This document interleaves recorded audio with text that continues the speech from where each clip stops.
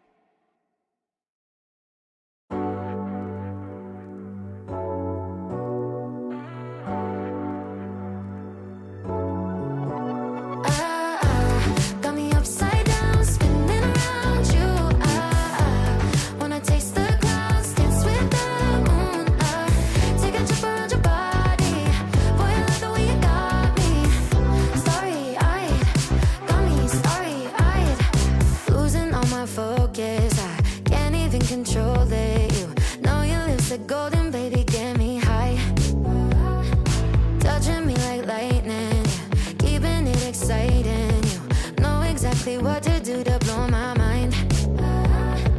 You're from another planet. I've never felt like this. I don't know how I ever survived without it. I'm starry-eyed. Got me upside down, spinning around you. Wanna taste the clouds, dance with the moon. Take a trip around your body. Boy, I love the way you got me. Starry-eyed, got me starry-eyed. As bad as I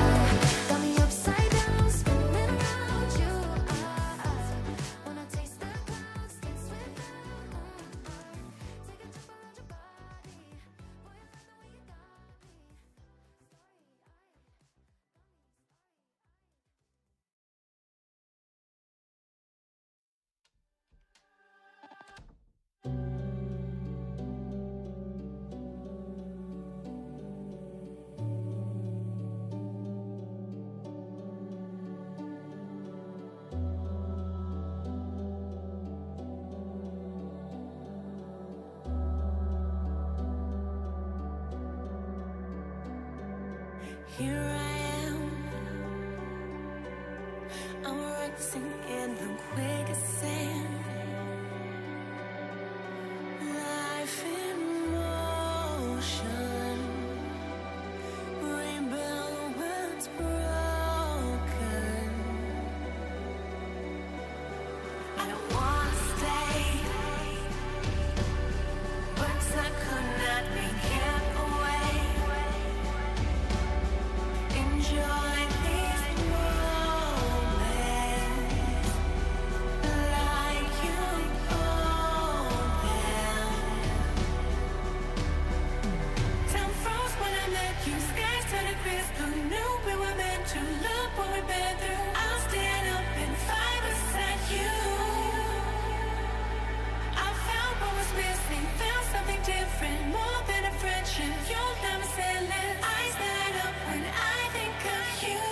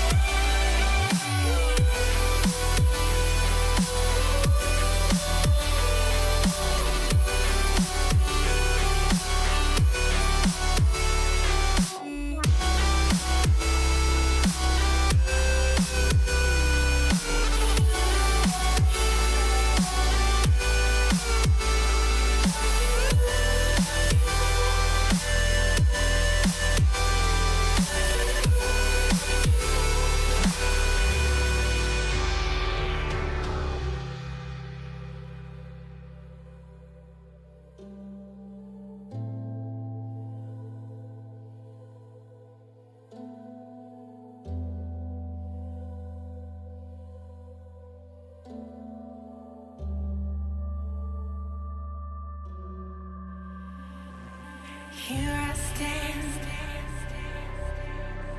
lost inside a wonderland. Time is golden, become awoken. When I can, I go back to where life began. We were chosen. The past was stolen. Time froze when I met you. Skies turned crystal.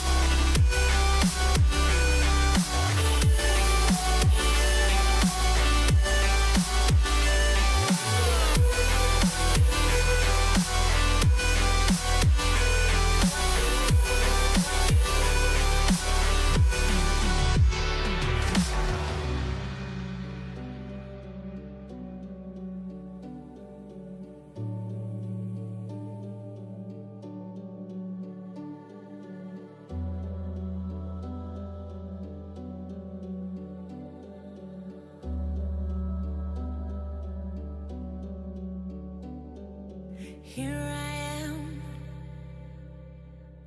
I'm racing in the quicksand.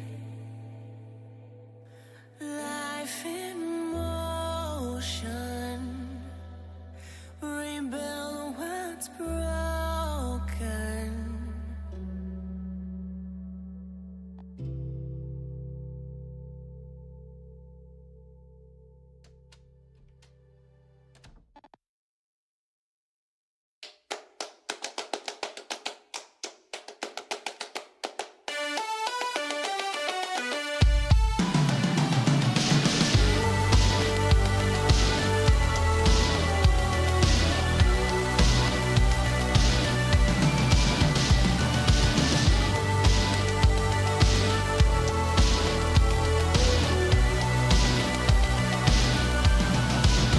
What you living for, huh? What you living for? Ain't that the question that we all just trying to explore? What you living for, the money, and you trying to get the fame? What you plotting towards the power? You trying to build a name? When it's all done, homie, what's it all for? Cause when you get what you wanted, you only want more. But that's the way that you're living when you just take what you're given and turn your back on the prison they try to place in you. We made a decision, not compromising the vision. We keep our eye on the mission to separate the truth and fiction and dogmatic religion. We do away with tradition to break down walls of division. But still some people try to judge us. Quit talking and listen, the truth is bigger than your culture, nation, status, or race.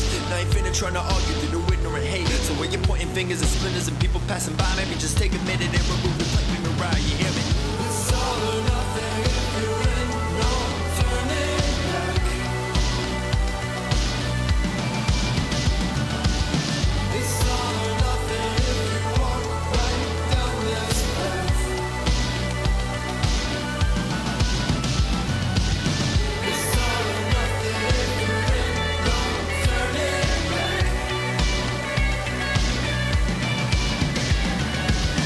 It's all or nothing if you walk right down this path.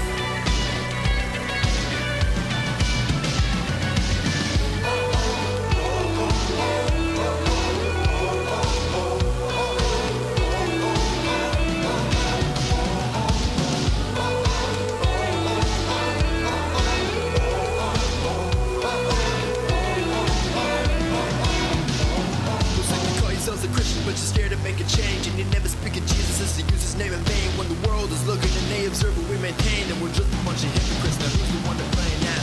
We don't need that bad reppin', or comfortability has become the enemy's weapon. Cause none of us are guaranteed tomorrow. Life is short, time is borrowed, and my savior coming back in any second, going through that. You're either hot or you're cold, don't be lukewarm. If you believe something, then live it. Cause in America, you got the freedom to express what you believe, and other people aren't so lucky with their privilege, don't forget that. That's why I'm doing all in. If he died for all my sins, I can show you speaking for him. Let me say it again. That's why I'm doing all in. If he died for all my sins, I can show you speaking for him. Go make sure that they know.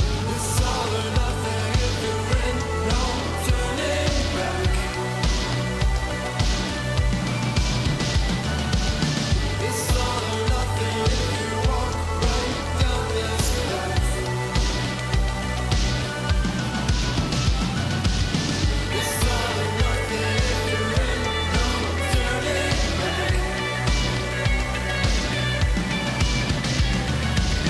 It's all or nothing if you walk right down this path.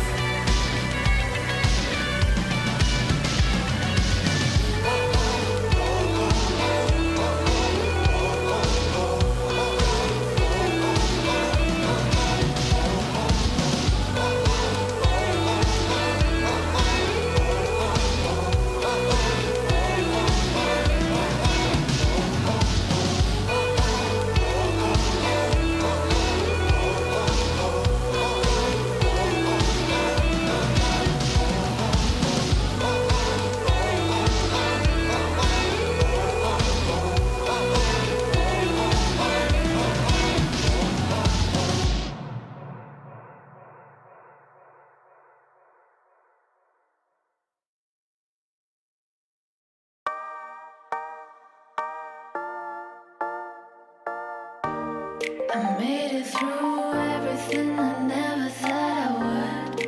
Hell and back, now I'm here and it just feels so good. We're alive, we can breathe, now let's break some rules. It's time to jump, time to scream, can we act like fools? Not to save a little bit of fun.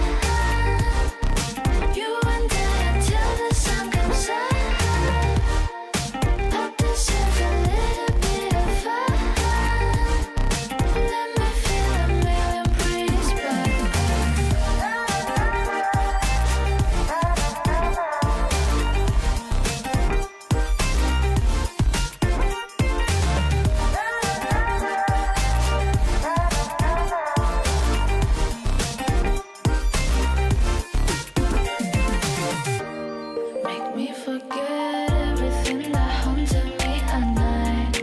If you're here next to me, I know I'll be alright. Black and white, not anymore, bright colors in my eyes. It's time to dance, to let go, to finally live my life. I deserve a little bit of fun. You and I until the sun comes up. I deserve a little bit of fun. Let me feel a million pretty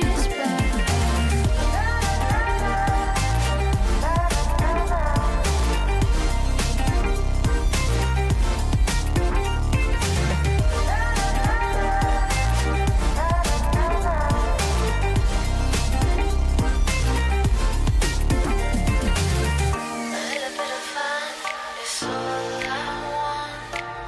I'll be okay. I feel at home. A little bit of fun is all I need. I'll be okay. I feel the heat. I deserve a little bit of fun. You and I until the sun comes up. I deserve a little bit of fun. Let me feel a million pretty spots.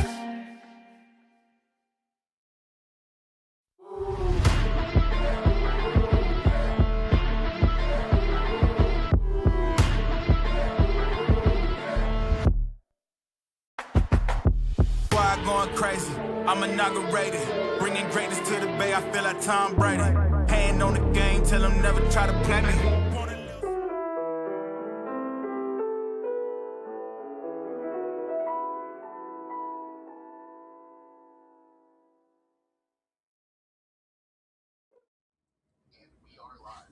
What is going on? Welcome, ladies and gents. PRIDEfgc 2026. I am one of your hosts, Kuamoko, joined by UBL and boys and girls all across the world. My girls, gals, my binary pals. I do this all the time.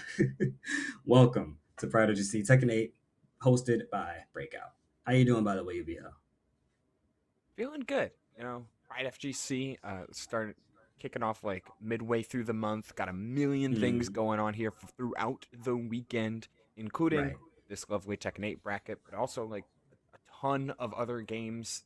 There are a ton of other formats as well from Mm. like Tuco. There's a Guilty Gear Strive auction bracket. Like Yeah, Blood on that's the always Clock Tower fun. is going on. And then the There's some mystery stuff. game. Dude, they got The Street Fighter the movie up here. Hey guys, like Digimon Rumble Arena, bro. And Melty Blood Actress again. Come on now. We have a good variety. I feel like there's not enough of that. It makes me feel like the Tekken bracket should be like Tekken Ball and not like not just a normal format. Very perfect idea. Let's just have a Tekken Ball bracket. Like, come on now. Yeah, man. wait a minute. Surprise twist. Here with our mystery Mousecatool. Right. We'll be playing Tekken Ball. Yo, the Uh, mystery but no. mouse tool. I like it. It may as well be because that ball hits you so fast and you lose like a bunch of health. You're like, wait, what the hell just happened? It's like you're playing Fakuran. He does like standing three and he just kicks it 5,000 feet in front of your face. And you're like, okay, I guess I'm dead? I guess I lose? No. You're just like fluffing around, like doing Mm. nothing, and then suddenly Demon Paw and you die. It's like Right? what's going on? So before we forget, as you can clearly tell, me, EBO, I'm having a wonderful time here, just getting you guys introduced everything.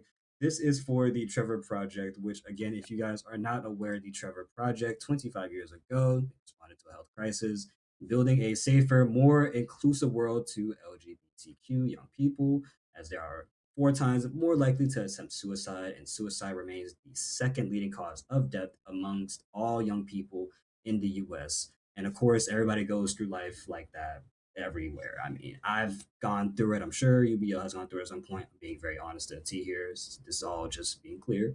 So feel free to donate. Feel free to look into this more because, again, this is for a very serious cause. Suicide is definitely one of those things that is a tough situation in general. It is not for the faint of heart. And everybody knows someone in their family who has dealt with it, someone in their friend circle. But with that being said, we're here for good vibes and trying to bring up that positivity. So again, if you are joining us for Pride FGC for Tekken 8 tonight, just now tuning in, once again, I'm Cool Moko from UBL. This is for the Trevor Project. And we're also going to make sure we're having a wonderful time. So hopefully those spirits of yours that are feeling down, well, hey, we're doing fine. We're here. We're going to pick it back up. That's kind of the whole point of interweaving a lot of like Pride with a lot of FGC. A lot of the center theses around both communities is being yourself and representing Yes. yourself on the biggest stage at the biggest times with your choice in character and your choice in flow. You know what? That's what Right. hopefully we're going to see a lot of here tonight on the bracket website. I just tried to do it in the chat, but there's no command for it. My bad. It'd be But like if that. you go to the StartGG bracket website, you can see you'll be able to find the link to not only all of the games and all of what is being stood for the Pride FGC this weekend as part of the Pride Month extravaganza, but also you'll be able to find the Tiltify link, which will bring you to an opportunity to donate and help support the Trevor Project, everything that it goes into, which is a wonderful, greatly appreciated, and some other third thing that I can't think of. Either way, it'll come back to us as we continue along. Yeah. So I'll being I'll watch said, it midway through. Of course. And speaking of watching midway through, we also got to look at the World Cup happening along the way as well. So hopefully, if there are any soccer enjoyers that are enjoying not only Tekken, hopefully you guys are enjoying the World Cup that's happening as we speak right now, of course. And I believe it is USA versus Paraguay, which, well, I'll let the fans at home who watch soccer decide how they feel. I will not speak for you on that one. We already know how it is in soccer. Nobody don't play games with soccer. Every World Cup, everyone picks like a team to root for. Sometimes it's the U.S. Sometimes it's easy peasy. You just like whatever country you're from, and that makes sense. Sometimes it's a heritage thing. Like I will always root for Italy. And you know what? Every Italy World probably Cup. does good. And Italy's real good. I don't know if they'll win it, but Italy's real good. Never hurts to have that hope. Yeah, I don't know about you, but that's always I will ride or die the Italian team. Never will. I have a competitive side to me, right? But it's crazy because I have to sit down and actually see what team that I really want to like really well in. But I'm always just in to see whatever team is doing fine or whatever team I think is doing good. I'm like, yeah, I'll just go. It's kind of like a fighting game to me, which is really weird to say. Just a little bit. Maybe that's weird to me. I don't know about anybody else. But yeah, it's like a sport, man. You just pick someone you really think is cool, even if they're winning or losing. You just root for them all the way through. So, Pick a top Anything? tier, never goes wrong. exactly, man. I might just be an Italy guy, for all you know. And if I am, was good because I think Italy's a really cool place. I was looking up some pictures and stuff on it online, and I was like, I probably should think about going at some point because these places look really nice, and I doubt the pictures do them justice. It's a real great space especially for all your tourist activities. If you want a real flowchart for when going to Italy or a lot of European countries, try to avoid doing the obvious. Rome is the number 1 tourist destination, but you're not going to get the greatest experience if you go to Rome. Okay. Try Florence, try Venice, Okay. try one of those other areas, and you'll have a blast. I feel like the names alone have already got me super invested. Florence and Venice, like those sound much more interesting than just Rome.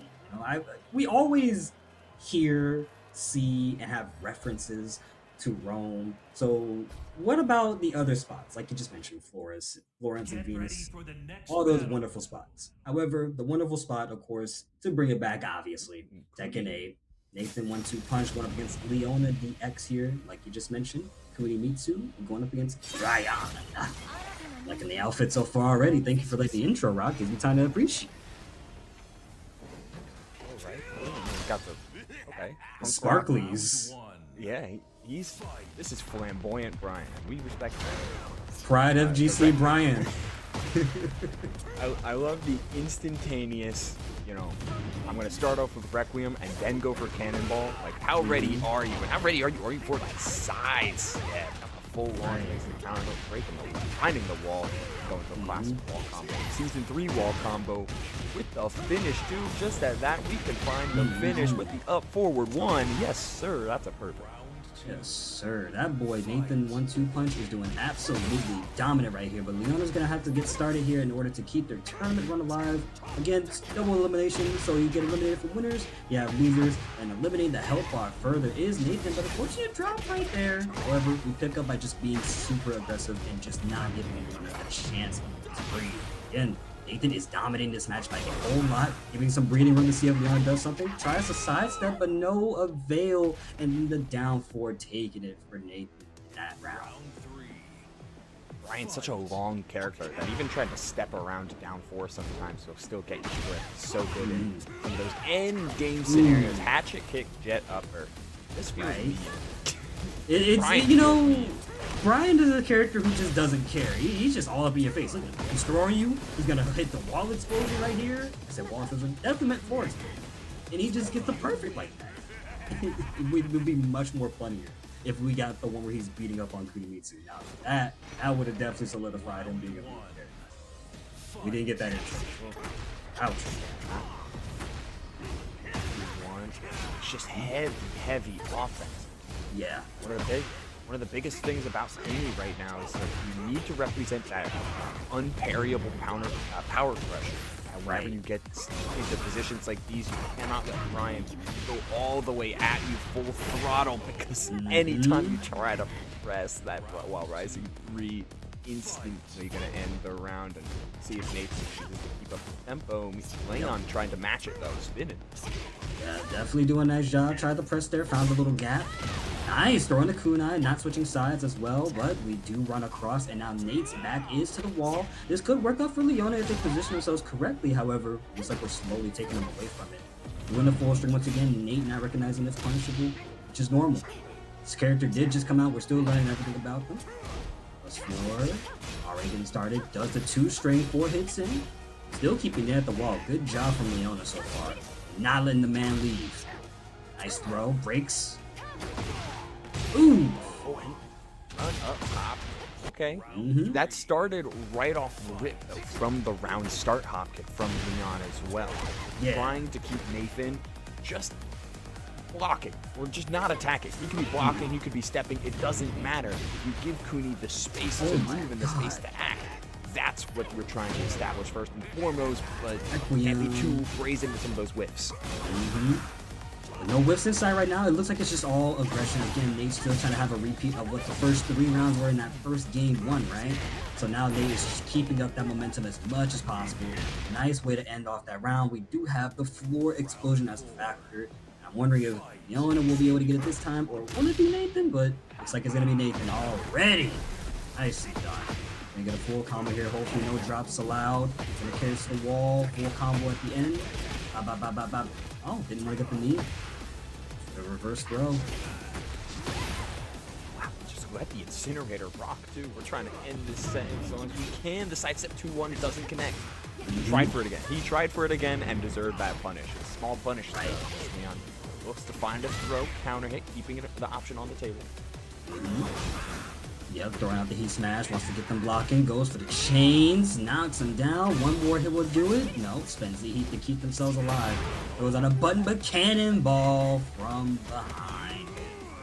That is going to be Nathan 1-2 Punch, representing Breakout, taking it over Leon Jets. And moving further into tonight's bracket for winner's side. Keeping it easy, keeping it clean. I mean, Brian is powerful character in and of himself, has a lot going for him, as we saw basically the full array and the full display of that suite of solid throws that are threatening from their damage and their ability to activate hazards, sidestep buttons that can be, or not even just sidestep buttons, a million counter hit launching buttons, good range, good pokes, and of course, very good damage. And not to mention, right, I think Leona was still trying to figure out the rhythm that Nathan was going for there. I mean, we did see them get a round, which, you know, is always a good sign of improvement. You have, you know, you're getting somewhere, but it's just always those one or two things that you can be doing a little bit more of to seal the deal, right? And again, Brian's one of those characters where you don't have a lot of knowledge going into him already, it will be kind of rough. Plus, him being super aggressive makes you feel like you don't know where to press. And that's something in Tekken that goes to your mental state. So if you're unsure where to press or where to sidestep, for example, which I believe, by the way, you sidestep Brian to the right, yeah, it's going to be really rough. It's tough. And that's a character that I think everyone in the Tekken community can say has given them a good bit of trouble, even to this very season, because he's a legacy character. Of course, legacies, we still have to keep them the same that they always have been, which means, hey, if they're going to be strong, well, at least they have the tools that make them strong, and we're not going to touch that tool, otherwise it might kill the character, so to speak. Yeah, Brian will always be Brian in the sense, like, you want him to be the quintessential kickball. You want him to be aggressive, you want him to have these crushing mids and these powerful lows. 3+4 is a good example, too. 3+4, you know, you Right, have the chest. You have your taunt, but that mixes in with your hatchet kicks and your back ones, or back twos rather, in order to establish yourself. It's imposing and it's terrifying. That's what he's trying to make. Kunimitsu, on the other hand, just to keep the thought experiment going, she's represented by her fluidity. That comes from the sidestep, or we'll see Yoshi as well represent this as well. Yeah. Sometimes it's okay to commit to the duck, especially as Kuni when you have like a full crouch down forward to 1, or in the case of Yoshi, you have your sword sweep, which is your unblockable. It's Majin Buu. Yes, sir. Super Boo in this case. That's a very interesting. Oh wait, hold up. We're gonna go right back into it.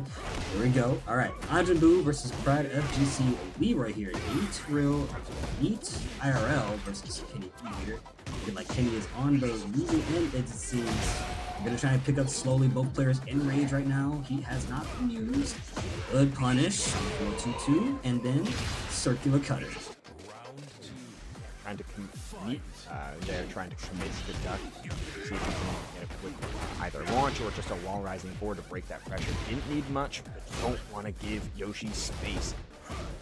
Flash is certainly a threat, as well as Yoshi's general evasiveness, but it's better to try and at the very least contain that rather than let him set the pace. Yeah, and look, you saw it earlier there too. He did do a flash trying to interrupt the string somewhere in between. Not too sure how Neat's offense is looking, but it's definitely doing some wonders as Kenny didn't have a response. And again, no flash in sight that round too. So that goes to show that you gotta find those gaps somewhere. Because as soon as they do, works out. However, Neat getting all rising 2-punch full combo here. Gonna carry us close to the wall? Okay, no. Still gonna keep that offense. Yeah, it was just one hit too far, it looked like, or maybe missed a micro dash. We can try it again. Okay. We can give it another go. Oh yeah, we're almost there too. Oh, actually 7 gold letters, no wall necessary. The sun has set. Now we're once again locking in 1-2-4 jab, already starting to saw, but a counter hit snake edge from Kenny B here. And you know, showing some signs of life, which is a good thing. Gets the swords away, sweeps the legs again. Alright, I'm liking it. I'm liking it. Ah, oh no. Oh, slightly off the mark. Still have the pickup on the counter hit launch. Very nice in getting the pickup thanks to that flash. Flash is empowered, so you have all of this extra time, all this extra damage, and there's the gap that you're looking for. Yep. And that flash comes out super quick too. It's like what, 4 or 6 frames or whatever. I can't remember the exact number. Frame 6, yeah. Frame 6. Okay. Half right. Oh, now you see the knowledge of these frames come out. There's the throw, first one of the day for us so far.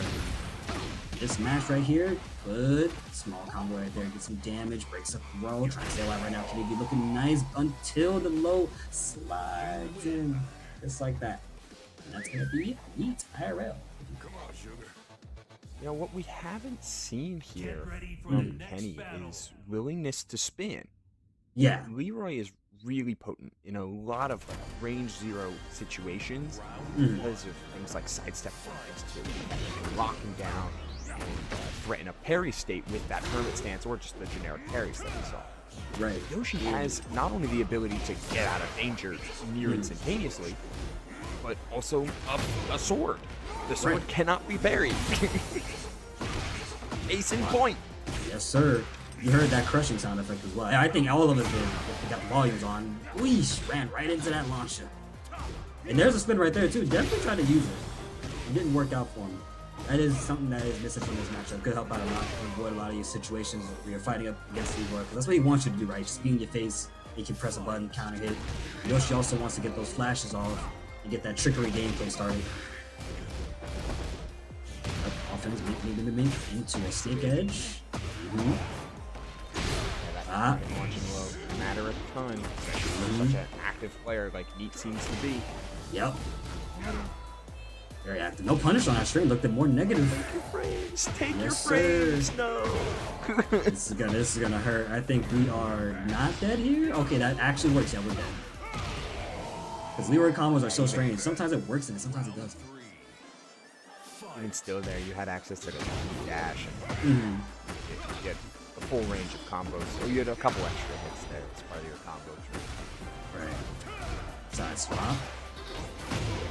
Okay, the parries, but didn't duck the second hit out of that string for 3-2, I believe.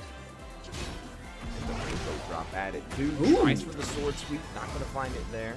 So lock down the perma stance until the back 2-2. The most annoying strings to ever get hit by, back 2-2, and then that round goes to Kenny V off of that alone. And he's trying to stay a whole lot more active, not committing to the duck, but not expecting the launch, and you get a heat engager follow-up. Yoshi and heat can be powerful, just like that rainbow drop. Do we play it? We play with the forward 1+2. It's not a heat dash launcher anymore, but it is still a lot of damage. Right. No, at that angle too, you probably could have gotten a full combo. Just wasn't ready for it. Those straight hits do add up over time. You gotta be ready for those. Here's your part in Tekken. Yep. Cuts right into the abdomen. Full combo here to get that game 1-1. Neat and Kenny. Dominating against each other. And I feel like the stage choice also helped a little bit because it got more space to breathe out. You know, we weren't always at those walls like we were in the previous stage. Another big stage. A lot of space always typically favors Yoshi. A lot of space to spin. Getting an early health lead also matters a ton for both of these characters. Yoshi with general evasiveness and you know, hard trying to keep the character hard to lock down as you approach them, and then you, of course, Leroy receiving his parries and high combo damage. We haven't seen a ton of ace in the holes yet coming out from Meat, and by that I mean things like the staff combo launcher. You know, no pain as of yet. Been a lot of just high active offense on both sides, and both sides looking to really nail those games. It's keeping that staff in the back pocket, you know, gotta whip it out at the last moment, like a tack. Nice duck on that 4-4-3 right there, and then down forward fish hook.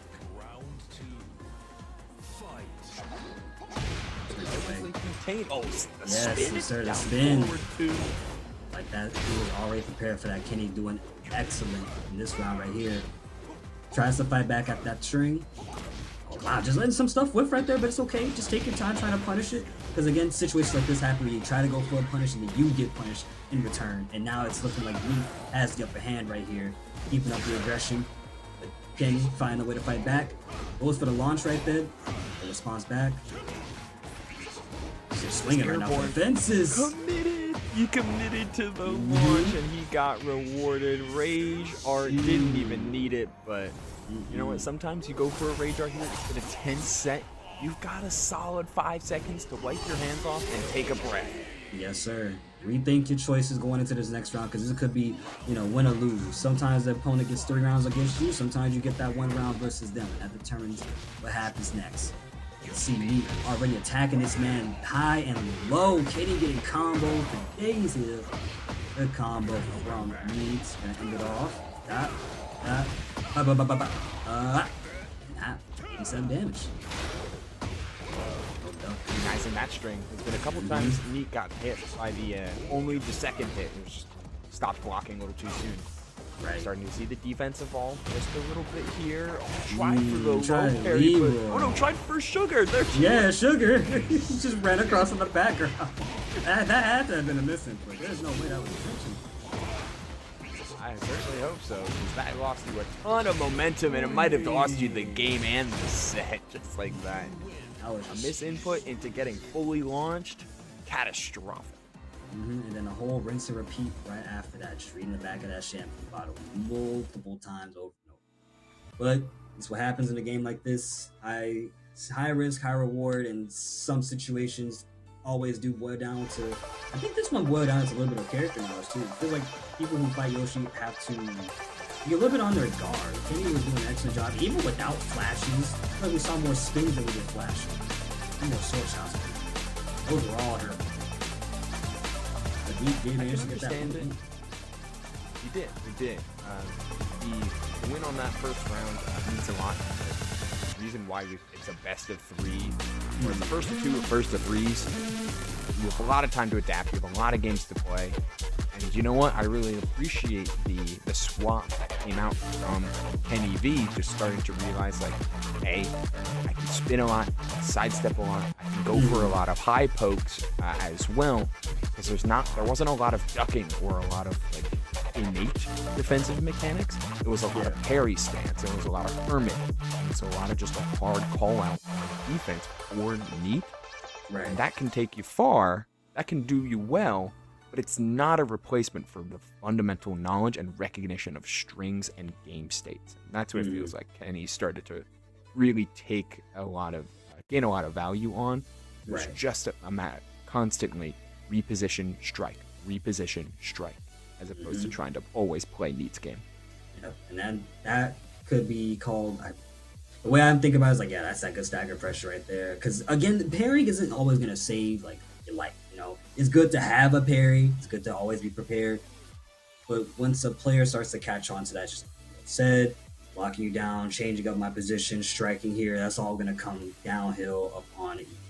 So that's how that turns out. We have a parry, and I also think that in that matchup too was a few missed punishes went by too. You know, you gotta know your frames as well, but that's always so normal. I still don't punish Samsara sometimes, even though I know exactly what to do. But once the move comes out and I block it, my brain's like, oh wait, it just happened.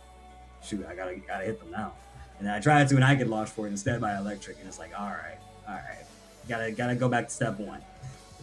Every time. If something like forces you into duck, you're like, oh, it forced me to duck, but I can wall standing for this. Right. Still not wall standing for it. I'm just assuming it's safe. Look, my character's staggered. That's the worst too, when you get put into the crouch animation and you try to launch, but you can't because you're just stuck in crouch. And it's like, but this works. I'm sure it does. Not always though. We're moving right along here in this bracket right now. It's really fast. Top 8 qualifiers right off the jump. We'll be seeing plenty of players and plenty of games, and plenty of Sephiroth. Yeah. Yo, perfect timing for it. I swear. I was just at the Distant Worlds Orchestra this past week, and yeah, having to sing One Wing Angel was a treat for someone like me, a big Final Fantasy fan. A big Square Enix win these past few days with game announcements and Distant Worlds. But that's neither here nor there. We've got Tekken to play, and Sephiroth right now getting his ass beat. Eesh, powering up them kicks, Bink. Yeah, you are definitely right. Belt to this right now as Ace Lord Dog goes all the way home, getting the mid off of the stabilizer and sealing that first round. Now slipping into round 2 here. Guaranteed because of the Power Crush. I couldn't tell if it was Power Crush or Heat Burst. Either way, it was guaranteed grab and then a guaranteed follow because of the destabilizer. Okay. I think destabilizer 2 is the heat major, if I'm not mistaken. Oh wow, that. Okay, traded just on time with the heat activation. Mad Dog using the rage right there, trying to get some breathing room. Definitely wants some time to think to himself, what should I be doing versus character? When Asuka gets started, it feels like it's hard to stop her. Not to mention, she still has the Niwa Guts doing heat, so how does this play out? Let's see. Pops the heat. Sidesteps the 4-2-1, goes for the heat smash right after that. 1+2, and base Lord Dog. Take it. Yeah, it's a pretty classic frame trap there that they showed off from base Lord Dog. Heat smash into the inner piece. You just gotta let him do it. Asuka full of those, though. Full of a lot of just struggling situations. They've made it harder for Asuka to get plus frames, but she's still a hard character to press into. Case in point, holding that parry.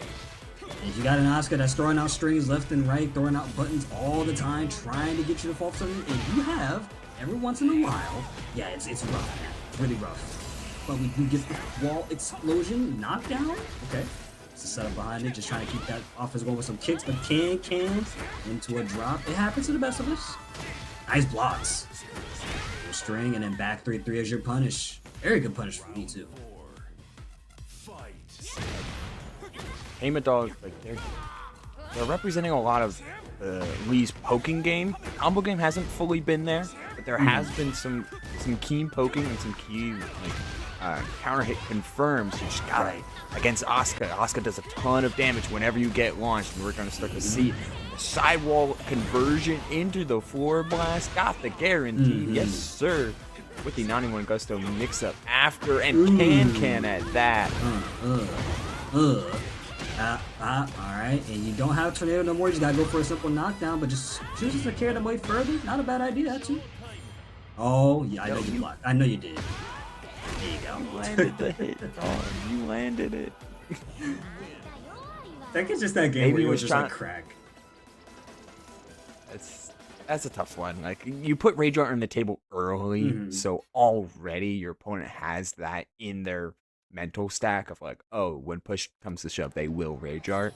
Right. And early in rounds, early in games, it's just worth it to respect it, especially with the lead, not only in health but all in rounds. Right. Remembering your positioning. Remembering your positioning and your placement. Kind of like Uma Musume, where you have different places to put your horses at. Late chaser, late surger, pace chaser, all of that, end closer, that sort of stuff. That's serious. It's kind of similar to me. That's how I think about it. 2-2 spring and goes for full acid. Not a ton of damage, but you'll take it. The heat engager off the destabilizer. Ooh. Not again. It'd be like that. It's okay. I know it used to get us a good chunk back in the early seasons, right? We're better now. We're here. We're okay. At this point where you have to start learning, you have to start seeing things. Your opponent isn't gonna let you do whatever you want for free. You've got some of these counter hits. You've got the timings. It's just a matter of making up the dividends and starting to recognize your opponent's own sequences. That's what this game kind of, especially between these two characters, that's what it can kind of come down to. Which sequence are you recognizing and which strings are you trying to punish? Holding onto this heat. Oh, okay, infinite kicks. Much better way to close out last time. I feel like it's been tougher Mad Dog to even close those situations. I believe that was punishable. I don't think that 3-3 was the right choice. Gotta check the frames of that again. Ace Lord Doll doing an excellent job. Mad Dog in the corner right here, technically. Just mixing them up. Looks like he's a little bit nervous right now. Ducks the high, back 3-3. Doesn't want to do it again though. Has the frame of edges on hit for it. And now this is looking ugly more and more. Curses and gets the just frame for that too, but 4-3+4 won't help you there. And then a down back 4 from base saves the day. Now we're in the set point for base right now. See the insistence on lows here for Hema. Nice sidestep inner piece. The insistence on some of these lows and some of these slower buttons from Hema Dog means they're easy to step and easy to shut down. We've seen how many cans have landed. Right. Oh, nice Maybe delay. Try for it again. Yeah, that's something that I think Mad Dog was trying to go for before, but wasn't able to get it on time. Now we're still on low life right now. Rage is still a factor for both players coming up soon. Yep. Rage right now, infinite kicks and gets caught by all of them, man. All right, final round. Trying to mash out. Oh, okay. The 2+4 string. We're letting every string look. We're pulling out the playbook, including the dragon wheel kick. That's gonna have a full combo follow-up. Grounded extension, down 1+2. Get off the floor. Oh, yes, sir. Took it all the way home strong, and then calling the man feeble right after that. How would you feel if Asuka calls you feeble after she just dominated you like that? How would that make you feel? I feel like we had. I Not feel like great. you had the fighter. But You just again, had to square up. but low key, calling Sephiroth feeble, kind of based. True. Very base. He is a villain after all, so I mean it only makes sense. So going back, Bro decided to blow up the whole world because he discovered that his parents weren't really his parents. Think about that. you know, I think Bro about learned the. he was a I really think about the lore from Final Fantasy sometimes. Like, man, he really did that just because of that alone, huh? It caused so much havoc because he wanted to be a mama's boy. There's an inside joke of like amongst me and friends, and we'll just always make fun of stuff about just because of mama's boy. It's so hilarious because it's true. And he just attacks Kai and is like, I'm sad. Bro had daddy issues. Granted, valid daddy issues. Hojo is not a good person. But Hell no. you know? I can't wait to all the play. Can't wait to replay Final Fantasy and relive like so many memories. I'm gonna be like, oh, he's annoying me. Gotta pray and be like, yeah. Love Final Fantasy VII. This comes from a place of love. Love Final Fantasy. Yeah, as someone, Formative game for me. right? Except for all the it's kind of evil though. Look, it just comes with the game, right? Look, you don't play a game and expect to not pay attention to the story. You gotta pay attention to the story. Yeah, When you have you got discussions like this, right? It's gonna be tough to have an argument, or at least have like an understanding of like why certain things are being said about it. I think a good example of that probably has to. What's a Final Fantasy game? Since we're talking about that, I think going back to Final Fantasy IV, where we always got Kane betraying us left and right. It was because he was being controlled all the time. It was like, oh my god, stop being mind controlled. But it's like, no, he couldn't. He was also going through his own self-doubts and reflection, which you do get to experience by the end of the game, I believe. Something like that. Post game where you can play as Kane and go through his story. Oh, we got a classic King Servbot to the screen here. King Servbot against forwarded. Ooh, You know, claw there. part of what makes to carry off of, to continue off of our discussion, but then into the match. Part of what makes the narrative design so important to pay attention to is so you can always have that like added sense of context and an added sense of connection to the game that you're playing. And in the case of Tekken, like you would have no idea who Panda is unless you pay attention to the narrative build-up and the narrative flow, and then maybe, you know what, that'll get you fully attached to this like martial arts mixing Panda Bear with a mix of karate and Xiao Yu style karate and kung gameplay. fu. Yeah, Literally, this is that Panda, and it also got them around. So, fun fact: King Servbot is one of Breakout's very own pandas, and of course, full combo here from forwarded. Servbot's been all across the. I feel like I've seen this man damn near everywhere. Online brackets, offline brackets, he's always grinding. Nice low parry, but no combo to follow up with. That's sad to see happen. I could have picked it with maybe forward or back three, I'm not sure. No, she was looking for the optimal. Okay, the knowledge checks are getting absolutely scouted from boarded, but you still have to respect the damage. No heat engager, and no way to gain back that health as we're closing out with the hunting bear grab. King Servbot up in the rounds, but it feels like forwarded is passing all the chump checks. Yeah, definitely. But Serve is taking such good time to place some of their buttons out, like the bear slap. He's definitely catching forwarded a good bit, I feel like. And he's doing it so much because, again, they don't know what the concept behind it is yet. They haven't gotten it. I feel like they haven't gotten it. See, Serve is still throwing it out. Maybe after this? Okay, not yet. He will soon. Stacks away. Just kind of waiting for forwarded to come, forward to them and get their offense started. There it is. Another bear slap. Yeah, it didn't look like forwarded was ready on the duck of those big claws, trying to do like maybe sidestep 2-1 or another sidestep button to keep the pressure up. Yo, taunt! Okay. Switch sides, Sir's favorite, and then that's all they wrote for this round. Okay, taking it game one, King Servbot here. Excellent job.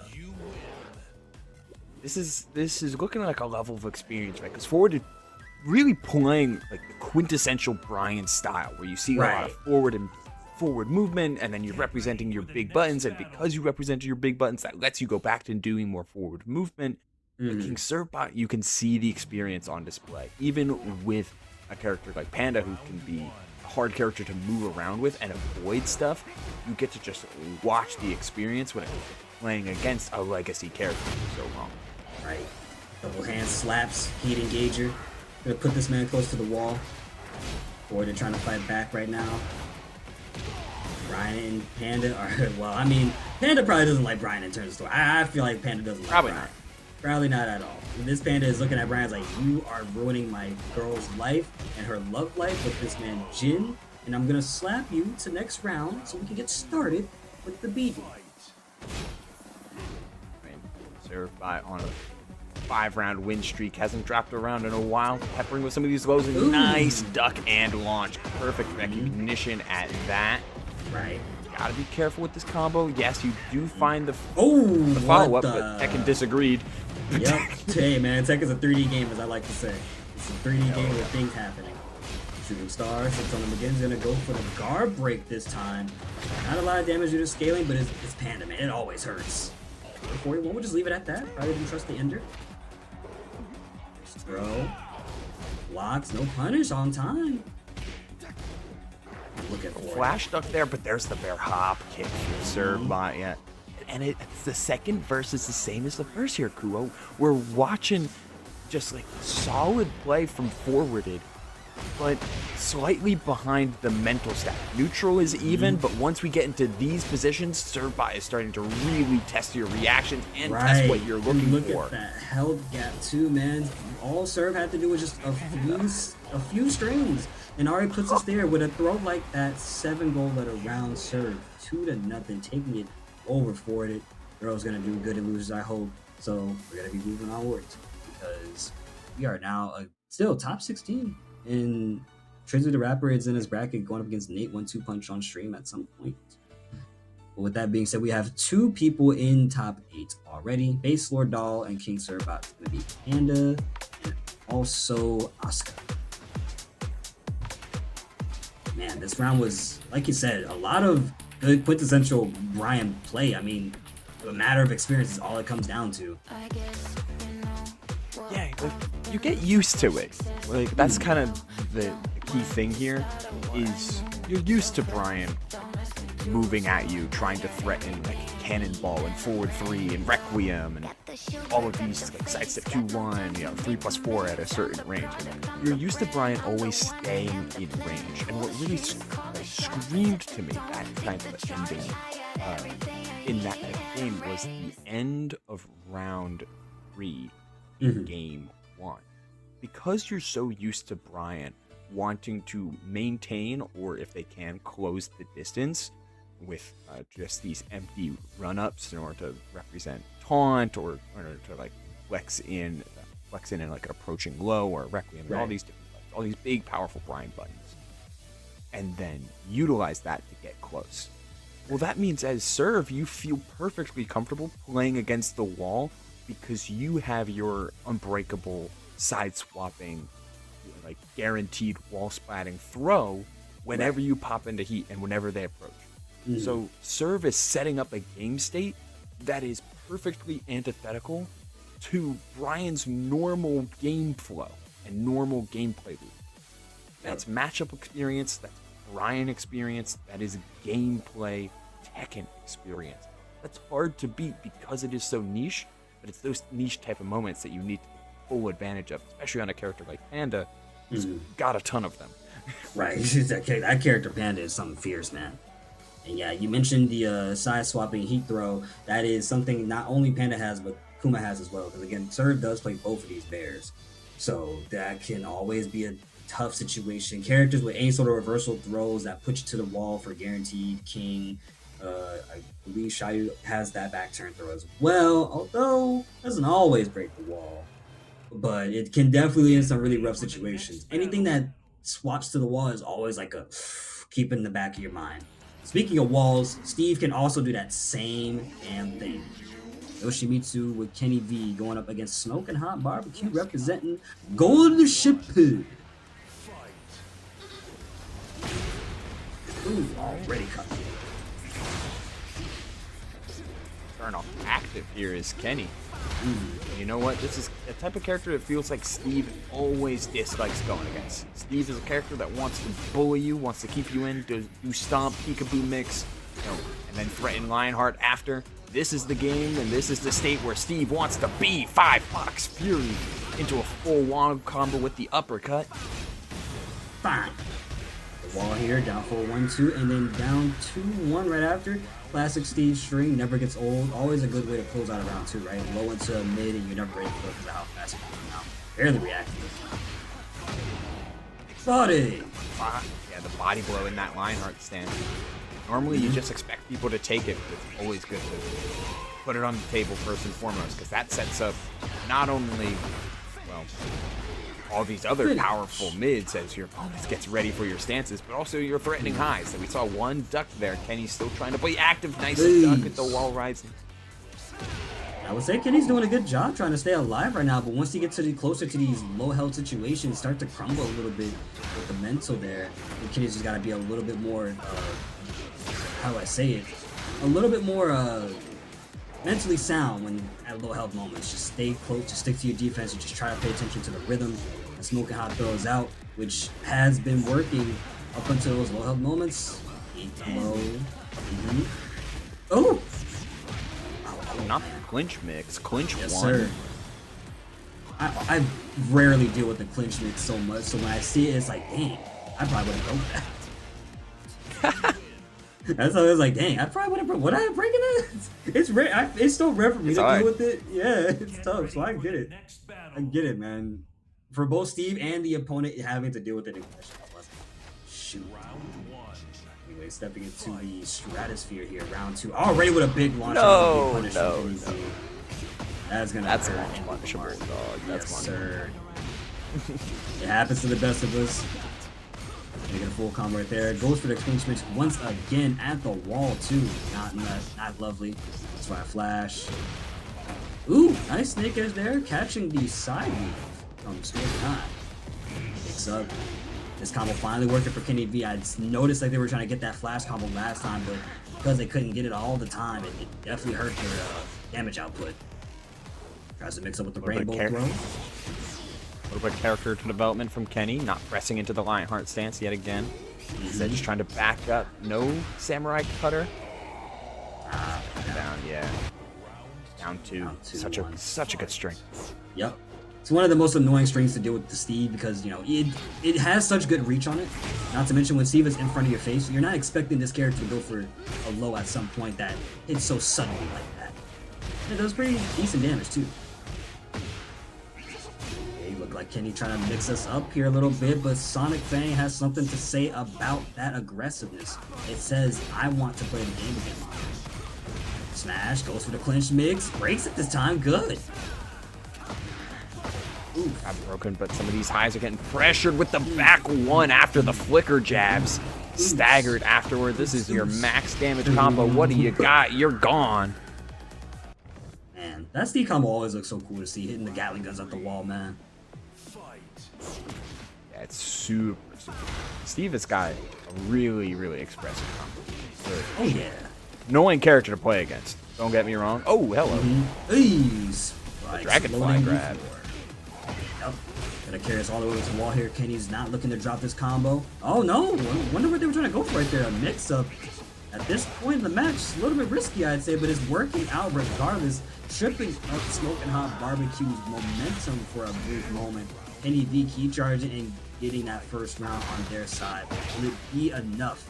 Again, Smoking Hot Barbecue is sitting on set point right now, ducking the spinneroonies, and then right into a counter hit Snake Edge at the wall once again.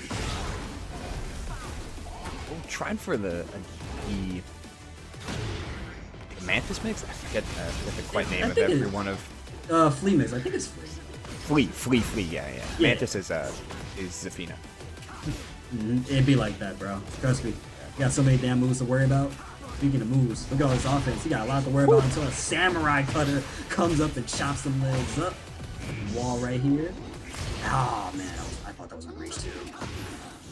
Wanted to take his turn back though. You can't get too greedy with some of these weaves. Tries for the low sweep again. That down back 4 had been so useful, especially against so many of the flicker jabs and a lot of Steve's overwhelming highs. Right. But just going for these simple weave shoulders, keeping the check, keeping the pressure, and keeping the position first and foremost, and most importantly, you cannot let Yoshimitsu get away from you in a game state like that. Yeah, 100%. Not to mention Steve having, the access to 3 and 4, the way he does the weaves, right? That at that point you would probably, as Yoshimitsu, try to go for your spins more to try and reset the situation, because nothing is better than having space, and you being able to spin around like that versus a character who wants to be all up in your face. That is going to be helpful. I do like the fact that we saw some activity, I guess is how I'm putting it. It's some activity coming out from Kenny B in that 3rd round, but again, it just was not enough to still stop the momentum from Smoke. I think that key charge woke him up a little bit too. I mean, after that key charge, that man said, "No, I'm going back all in, putting all the cards on the table." Kind of woke them both up, because up until the very end, like we're seeing some like different layers to the Oki scenarios. We're seeing different layers to the way that Kenny B was poking. It was just a different look overall from Kenny. But I mean, if you're trying to play up tempo against Steve, like that's so hard.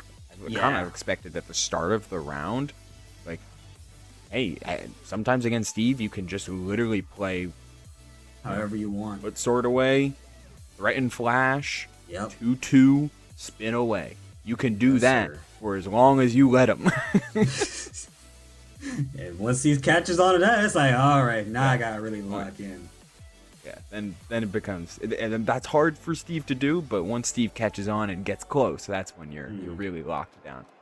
I also feel like when it comes to, oh yeah, you're fine. I was gonna say, I feel like it's with Steve too. You gotta be comfortable playing up close with Steve like that as well. I feel. It is really essential to pay attention to your opponent at that point, because there's going to be a lot of buttons being thrown out, and you're not going to know where to press. However, it is up to you as a player to like sit there and interact with it, because there's only one way out, and you know where it's at. You just have to find it. Just take your time, because if you're not getting opened up, if you're just blocking and blocking accordingly, highs, mids, lows, it definitely makes it a lot more understandable to, I guess not understandable, but a lot more easier to navigate. It's easier to navigate with that versus Steve, because he's a very aggressive character. Always fast, always in front of your face too. Always fast, always furious. I mean, he's really gonna lock you down. It's what makes Steve both fun to watch, but also terrible to play against. He can really take rounds right out from under you in a blink of an eye. Trying to get the final winner side top 8 qualifier on stream as soon as possible, because it's Trizzy the Rapper against Nathan 1-2 Punch. That will be Armor King against Brian.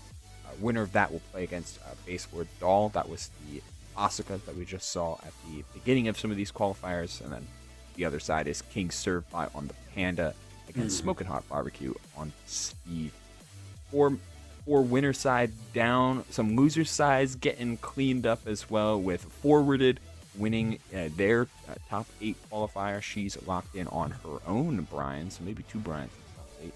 Maybe. Kenny B going to be playing against Venusale for top 8. Seen Kenny plenty of times. Mad Dog and Sakuna are currently waiting in losers for some matches to catch up, but they'll certainly round up sooner. But we're encroaching that top 8. Kua, how you feeling? I'm feeling pretty good right now. I'm not gonna lie. I've been enjoying these sets so far, and again, PRIDEfgc, we're here for one reason only. I say one reason only. There's multiple, right? But I'm having a good time. I think these matches have been pretty fun so far, and I hope everybody is enjoying the commentary from, of course, me and UBL, and enjoying our talk as well, because we've been nerding out, we've been watching Tekken 8, and we're already here close to that top 8. Trizzy the Rapper versus Nathan 1-2 Punch coming to you soon, and a big shout out to everybody that is showing up in chat right now. Hopefully you guys are keeping up. Again, this is for the Trevor Project. Suicide is definitely what we don't want to be seeing these days. Please feel free to leave a donation. a follow. They have social media pages, Twitter or X if you preferred, Instagram, Facebook, TikTok. Again, give support. I mean, how do I say this, man? It's just, it's such a heavy topic that it's so much to deal with at once, right? I feel like there's not much else to say. It's just, hey, man. Yeah, you can always create these positive spaces. That's what teams. That's what a lot of the FGC like is built on. It's building a space that is all inclusive, so everyone can, you know, beat the hell out of each other in a safe space, in a safe presenting space. Lovingly. You can be yourself, lovingly come together to beat the snot out of each other, where everyone is included, everyone can play, everyone can be themselves unapologetically. But, you know, thanks to a variety of factors, right? Not everyone can get that chance, but thanks to opportunities like the Trevor Project, we can help support them through events like this. Every single registration that came in here through PRIDEfgc goes to the Trevor Project to help them out, and you can make direct donations on the StartGG webpage. There's a link right there that leads you to the Tiltify to donate to the Trevor Project. And every single donation is just so much appreciated. It's part of the LGBTQIA+ community, as part of the FGC community, and as part of, you know, PRIDEfgc 2026. Like, it's just, it cannot go understated how beneficial it is to everyone and them. So yeah, speaking of, I mean, life is hard. Like, everybody's going through something, man. It's always crazy to see how we have winners near us, but we're only seeing the winning, so it's hard to remember that people are still going through something. I feel as if not everybody can always suspect that, so please feel free to check in on your fellow man. Always give them a call, always check in with them, and hey, if you don't have people like that, again, Trevor Project's here, phone numbers galore. Feeling some type of way, and hopefully you're not, right? Hopefully we're all trying to do better, make sure we're staying positive. We have that number there for you. Speaking of numbers, calling out the number to 1-2. Yep, we're in. Trizzy and Nate 1-2 punch on the screen here.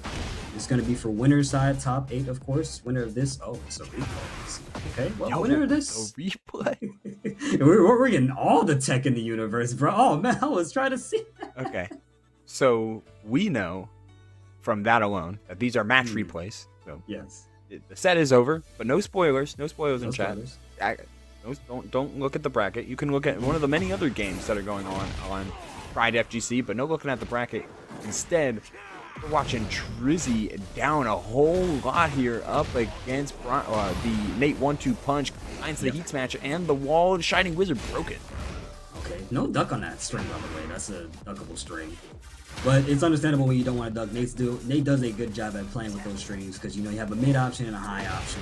Always vary between it, and then into the rising launch. As far as one, very solid. So sidestep right duck there, covers so many typical pokes coming out from Armor King. Once Armor King keeps you locked down, gets you on this wall. It's one of the best wall strings in the game, man, including the sidestep hop kick. Yeah, you saw how Nate had to stay grounded there earlier. If he got up, he would have been in a very ugly situation. Probably getting a lot of damage added to their health bar. Giant swing, and that's the round for Trizzy. Able to bring it back. Nate, though, gave him a strong coming out here into this first round, though, for sure. Yeah, with the changes to Armor King, mostly through macro changes, you know, the heat move reduction, no heat restoration, like that type of stuff. Armor King started to feign his way back into a high damage, but primarily a poking character on top of his grappling, as opposed to King's more counter hit style on top of his grappling. It's slightly different, but man, does it work out. But Brian matches up into it really well with his own levels of both poking and counter hit ability. Sidestep 2, finding that poke, taking his turn back is Nathan. Nice recognition on the string to block the hatchet. Down for one again. Trizzy's doing the right thing. No duck on that string right there. And then down 3+4. Yeah, it happens to the best of us. And I gotta say, Trizzy does a nice job at that end right there. I really did like that from him, just doing down 4-1. You know your opponent wants to press. You know he wants to fight back. So you're doing that as a way to be like, yeah, get up, yeah, do something. Yeah, press right there. I dare you. I double dog dare you. But now you press, and we're here. Down 3, trying to get Nathan to get up. And he is getting up, you know, fighting right now, clearly. Scrapping much more. Not in the right sequence for that combo, though. Kind of a big drop there, especially at right immediately. The giant swing into the Shining Wizard. And contrast that, right? Contrast that with just how Nathan, or excuse me, how Trizzy won that last round. It was pure patience, pure mental frames, pure mental stack. Just down forward 1, wait, down forward 1, wait, down forward. Well, that's 2. Like, did 3 times in a row. Is a round immediately after, run up Shining Wizard. Overwhelming that mental stack is something both kings do so well. There's so much to look out for, and Trizzy weaponizing. And when you play against it for so long, like, granted, you might hear me going like, yeah, no, it's like, I know exactly what this is like. It's tough. There's a lot to think about. There's a lot to do about all the things that you're thinking about.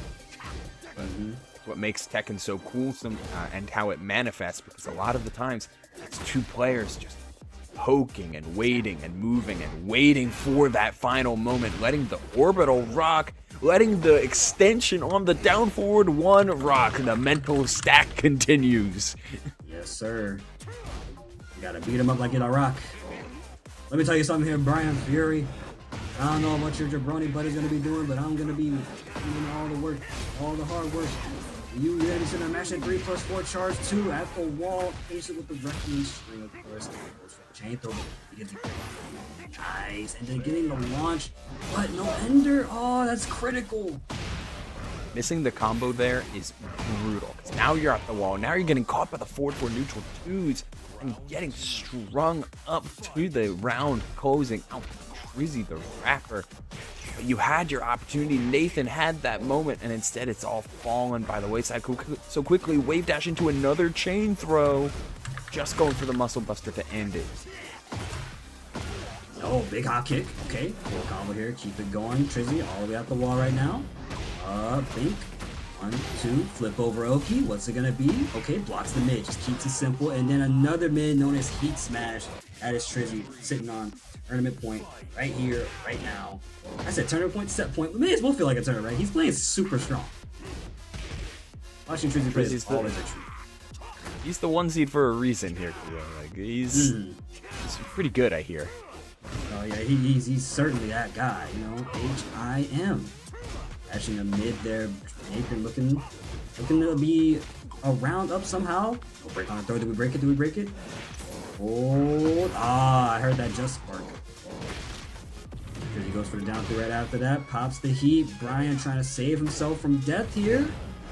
One more hit will do it. Who's gonna get it? And Trizzy, of course, with a trade, taking it over Nathan. 1-2 punch. Yeah, when the heat burst connects on you, that's just the worst feeling in the world. You still want to press, you still want to take your turn, you know you can. They both there from Nathan. It did like a wall rising 2, trying to keep the party started. We saw the Requiem whiff at the end of an earlier round, or at the end of that same round, trying to get the ball rolling, trying to get that party started, as you're saying. But the hit on the heat smash, the hit on heat burst, rather, the trade with the down 3, and then of course a couple unfortunate drops, sidestep 1, all rising 1, and then no combo afterward. Stuff like that is just brutal on the mental, and it's hard to wind your way back.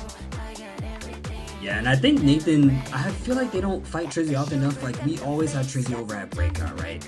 So during that, that's not the right character, but hey, it happens to the best.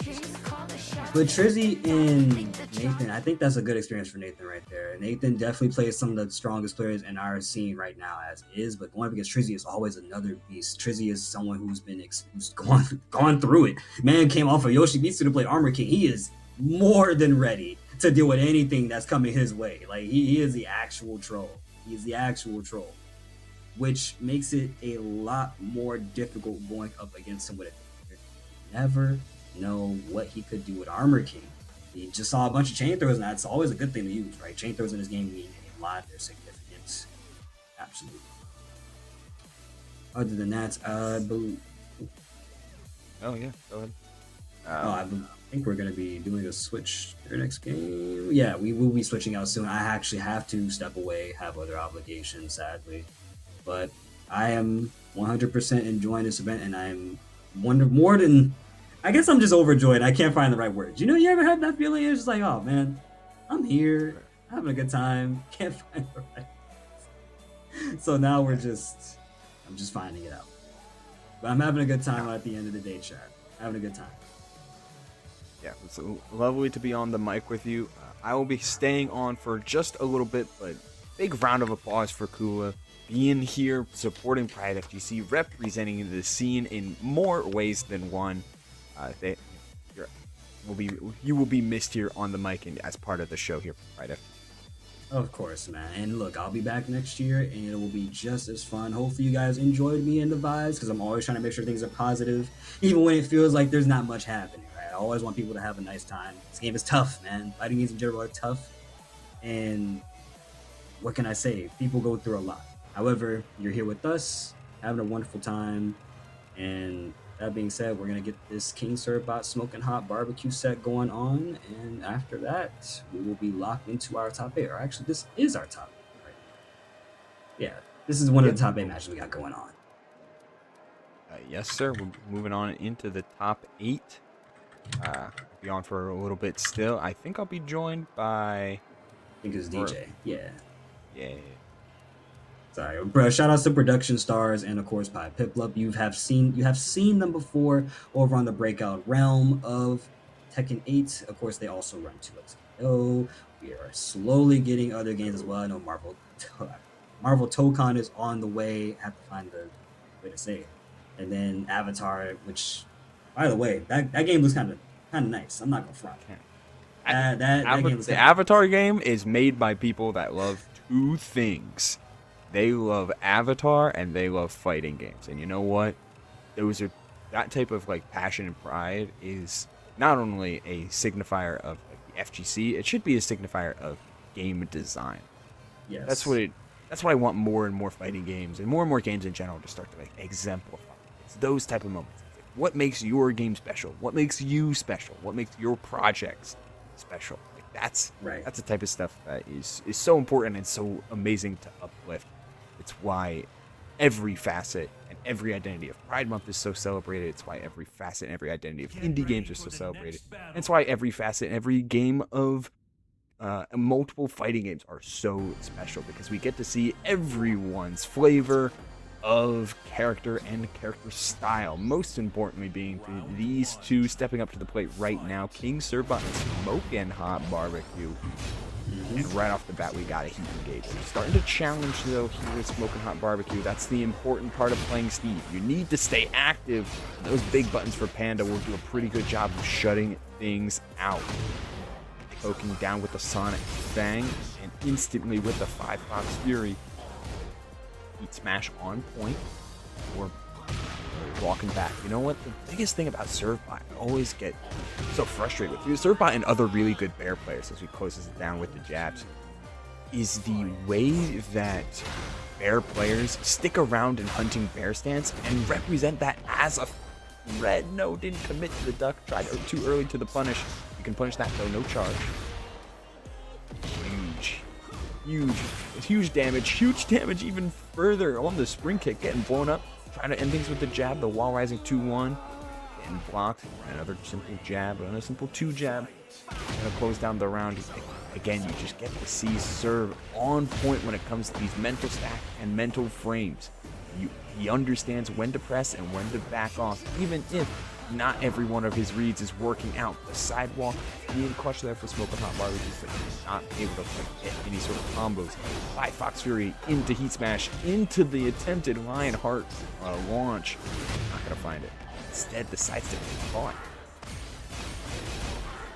Okay, loop it one more time. No, we're backing off because we wanted to play Hunting Bear stance. Yeah, again, that Hunting Bear stance mix, and it's not even really mix. It's just existing in a state. That's a no combo. Can't drop those. Hands up. And we're calling our way back. Time for a quick wall rising force. Serve starting to get pieced up a little bit. Starting to get caught down by some of the stagger pressure from Smoking Hot. Looks for the Race the throw, throw. but no dice. Yo, how's it going there, boss? What's up, Google? No round Welcome brown to the for party. King Serbot. Shia. Going crazy. Yeah, he played that really well. There he is. There he is. Down the Yeah, corner. I'm How's down it? here. It's the only time I'm a bottom. The only time. Hey, yo.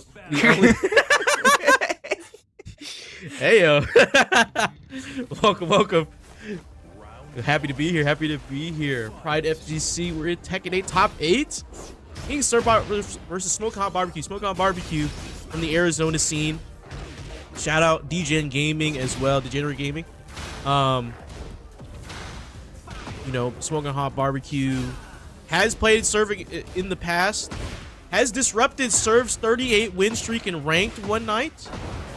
So he's very they're very confident in they're very confident in winning against Serve, but that no round brown, that should be a wake-up call for Smoking Hot Barbecue to start locking in. Yeah, it's the Panda matchup and the Serve matchup that is always so tough to wrap your head around, but if there's any characters that can do it, it's the type of characters that just really lock you down. And Steve not only has the ability to lock you down, he's the ability to find and abuse counter hit timings, and we'll get to see, okay, yeah, just the peekaboo lows. That is the third thing on top of everything that is so good about Steve in terms of like matchup like this against big bodies. It's the fact that not only can he lock you down, not only can he find counter hit timings, he can also hit you with just the "Are you ready?" type checks. Usually I think stomp, but the peekaboo lows are pretty good at that too. Heat smash after the 5 Fox Fury. One more guess, going with the mid.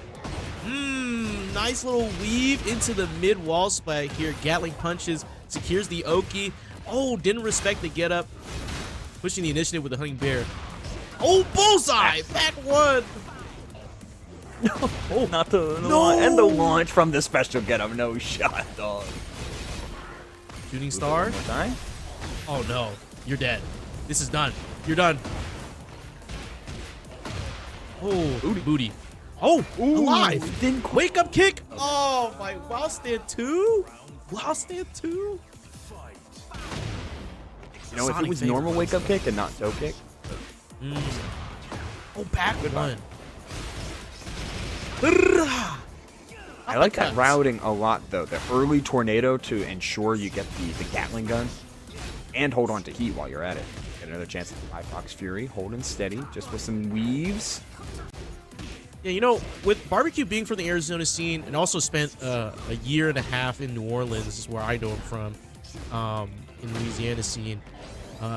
He has only ace in Arizona, which is top tier bear player, top tier Kuma player out there in Arizona. So he knows his bears, and you know, of course, last year these two had a run in this same tournament in Pride FGC, and Serbot came out on top, and Serbot is 1 round away from moving on the winner's side of top 8. I feel it in my bones, DJ. Smoking Hot Barbecue is going to let rip a Rage Art on reversal one of these times. Serve is spending a little too much time hanging out in hunting bear stance and trying for a super delayed mix.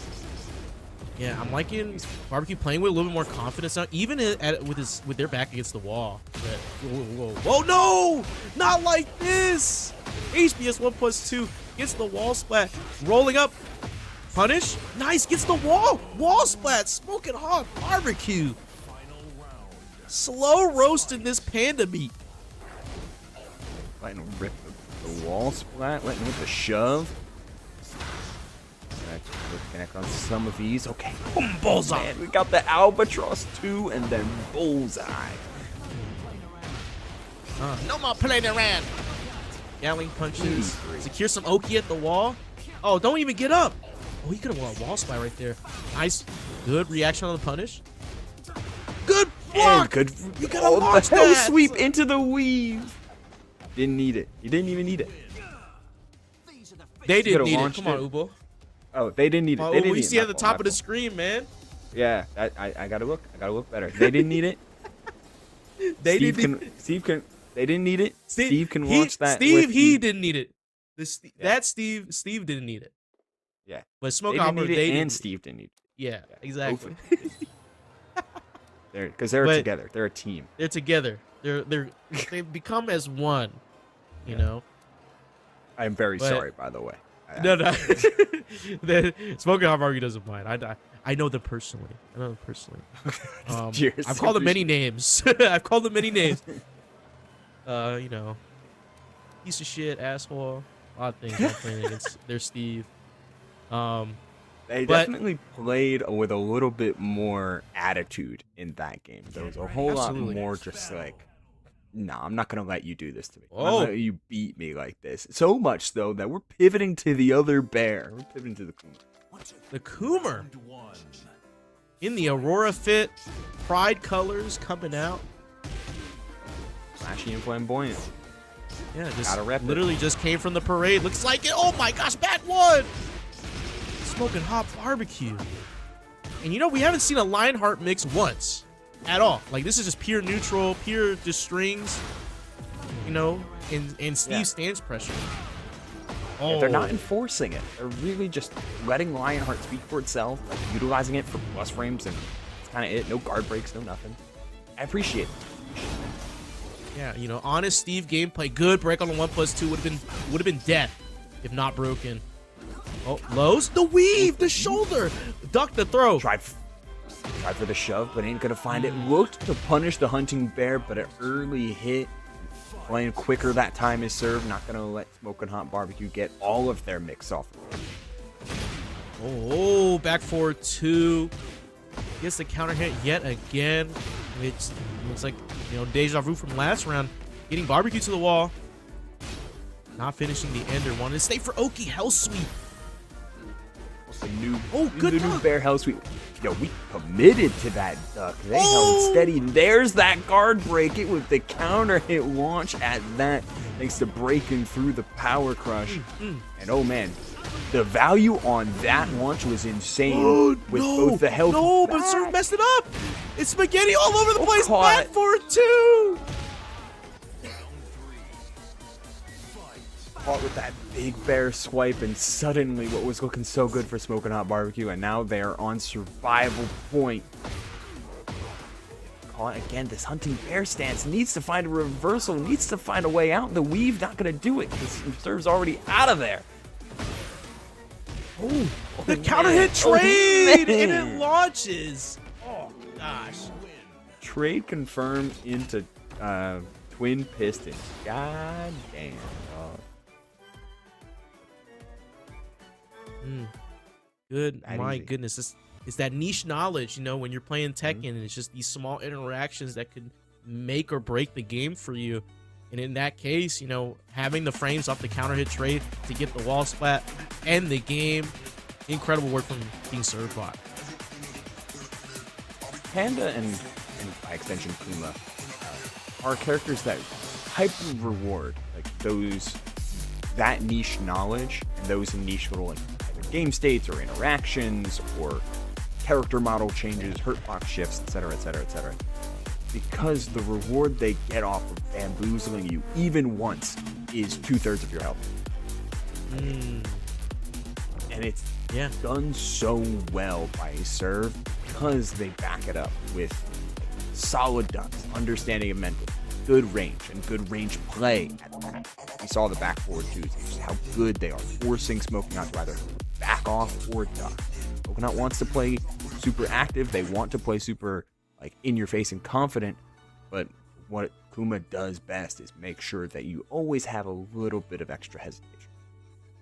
Yeah, like you said, Ubo, you know, the way Servbot plays, he makes you play in a restricted way. He wants to restrict you back to your base layers in terms of how you play your character, because he has so much knowledge of his own character and that his character in the matchup against your character.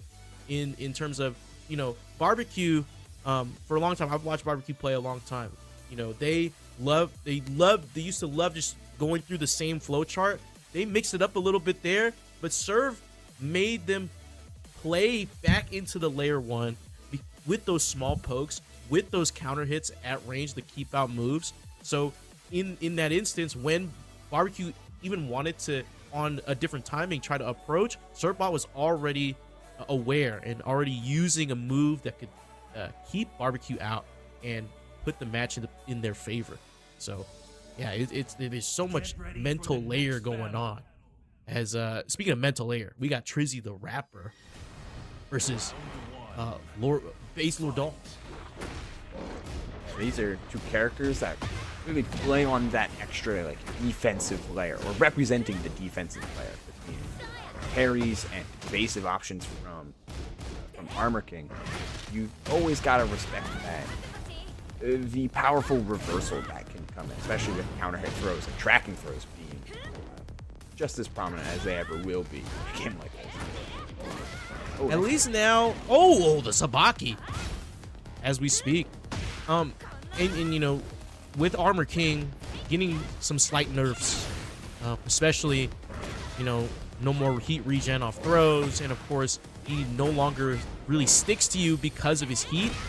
Was Bad Jaguar 2-1 or whatever, I think, or it's like, yeah, going from +5 to -9. yeah, like that is the biggest frame drop I've ever seen for a move in this game. Shining Wizard worked once but not twice. Oh, back three, no punish, no long range punish from Trizzy. Hip up, back three again. Not able to quite get it a couple times over now, but you can see Trizzy looking for it. Like, these back threes are scouted. Inner piece not gonna connect. Trizzy still backing off, waiting for the guaranteed punish, which he will find. Round two going to Trizzy, holding real steady in this confident but calm style. Yeah, I'm liking what I'm seeing from Trizzy, but also Doll hitting the little low parry. I wonder if we're gonna use the stage interaction here. We're gonna get to the wall. No high wall splat, so can't work with it. Heat smash gets blocked. Two break. Two break, which would have broken the floor. Dragon wheels. There's the right punish. What a heal. And we're taking the floor with it. The damage on this with the guaranteed wall ender. 888 as the final tally. We need one more hit to go. One more launch to go. But Base Lord Doll trying to stay active. Down 1+2. You don't get much off of it now. How much you want to commit to that, bud? Woo! Sidestep heat smash. I think caught Doll pressing a little bit. The hop knee! The hop kick! Sorry. It's not King. Not a hop knee. Now it's a hop kick. Not a knee. He hits you with the steel toes. Trizzy's signature hop kick.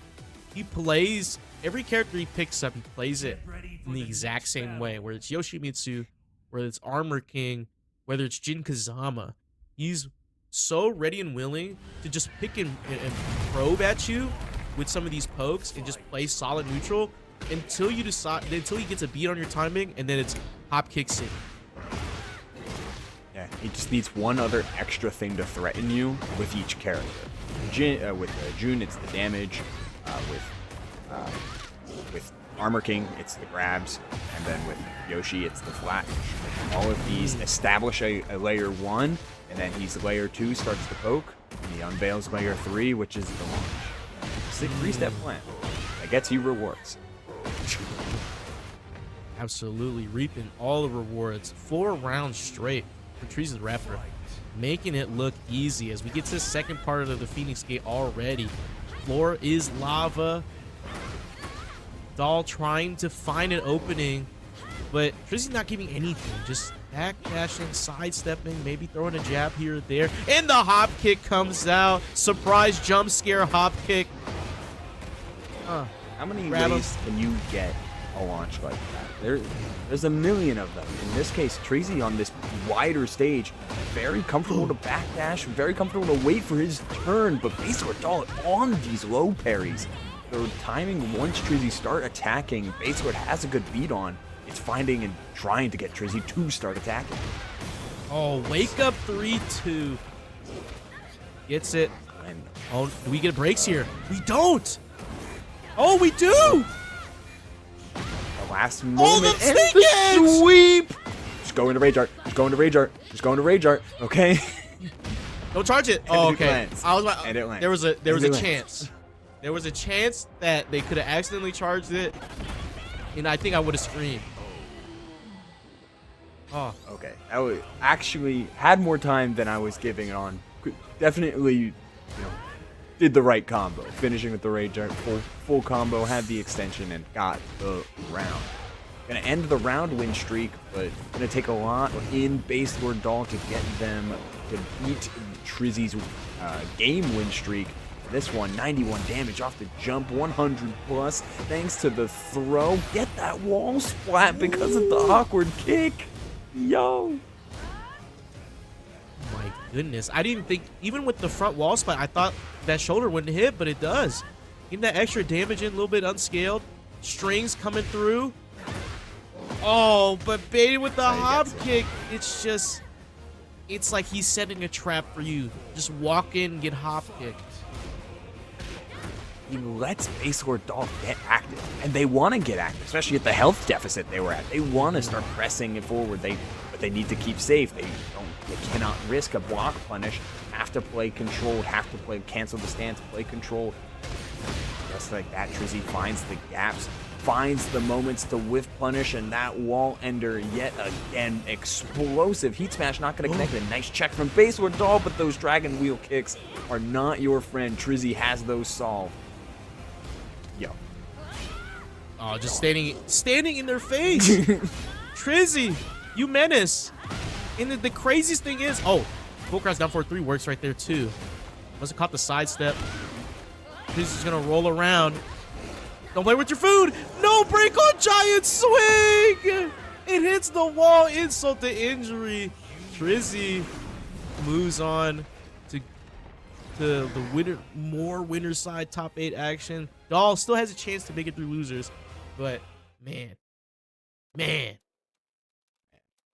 Trizzy embracing the Armor King, embracing the heel roll there, because that was like so many times you saw the hop kick come out. That time was just willing to let all the gaps go as long as they got a chance to play it super slow, let it wind down. Base Lord Doll playing it right, playing the Oki, getting the flip over, trying to get Trizzy to react, and reacted with the throw when time came down to it. Yeah, is what it is. Sometimes it happens.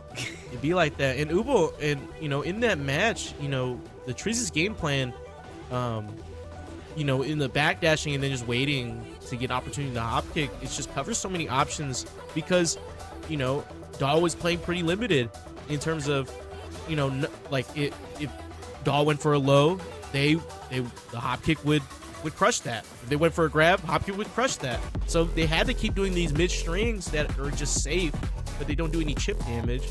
And if Dahl did any slower moves, they were prone to get hop kicked again, sidestep hop kicked again. So it was just the way Trizzy was playing this matchup. Trizzy knew Dahl was limited in options and didn't understand like what to do in neutral and what pokes to use to open Trizzy up. So Trizzy was just very comfortable backdash, backdash, maybe sidestep, and then hop kick. As soon as the forward movement, as soon as Asuka's player model just moved an inch forward, it's hop kick time. Yeah, it goes to show like just how important like winning the round start or winning the early game tends to be, because then it lets you back. It lets you open up space and look for windows and pick out counter hit timings, or in the case of Trizzy, pick out hop kick timing, and make defensive reads by winning early. You can turn your defense into offense because your opponent has to give up those gaps. It's what separates so many tiers of play. I was like, when do I get to turn my defense into offense? It's not a reactionary thing. It's an offensive thing that is earned by either winning early through chip damage, through string pressure, or through an early launch. All of that can facilitate pivoting your defensive game into your offensive flowchart and then back again. Seamless transition that Trizzy is showing off very well throughout this bracket. And I will keep watching from the sidelines as we're going to be throwing it to a quick break, and I will be stepping off for Miasma. DJ over there going to carry you through the rest of this top 8. Hope y'all enjoyed some of this early bracket. Hope y'all enjoyed my voice. You can find me right there UBO267 on all the social platforms. Yeah, you know where to find that. Check me out. Keep checking this out. Thank you so much to PRIDEfgc and the Trevor Project. Keep goading, keep playing Tekken. Of course, everyone. We'll see y'all.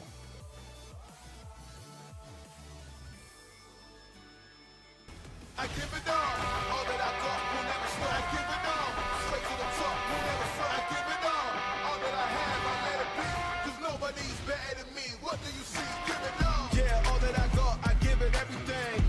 They lost the plot, they think I'm menacing. They wanna talk, but I ain't settling. Circle is tight, feeling like red rains. Whole lot of globetrotting, man, they don't know nada. Bro, gotta show something to me and go harder. So proper, nah, not that, we sure gotta. Give it all raw now, like Don Dallas. All that I got will never stop. I give it all, straight to the top, will never flop. I give it all, just when you rock, I never blow. I give it all, whoa. What you say, my man? Give it all, whoa. Hey, give it all, whoa. Yeah, stand tall, give it all that I have, I let it be, 'cause nobody's better than me. What do you see? Give it all. What do you think when people look at me? 100 degrees tougher than Booker T. Couldn't agree more, but could it be? I think higher than them all. Truthfully, my pen fire and then some. Apply the addendum. Take this whole thing for ransom. Give it all I got for attention. Nah, the mention of life well lived, for instance. Give it all.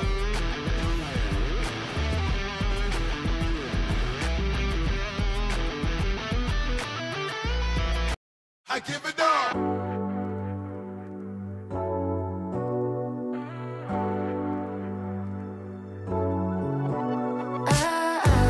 Got me upside down, spinning around you. Wanna taste the clouds, dance with the moon. Take a trip around your body. Boy, I love the way you got me. Starry-eyed, got me starry-eyed. Losing all my focus, I can't even control it. You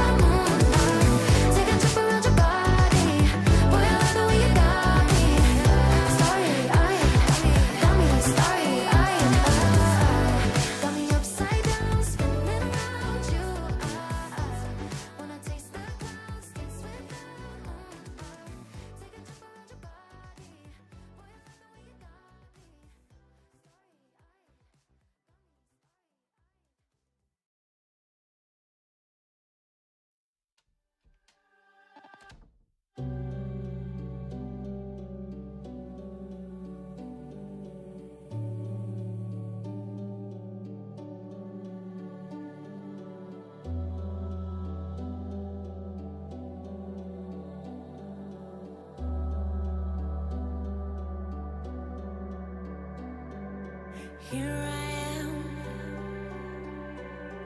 I'm racing in the quicksand.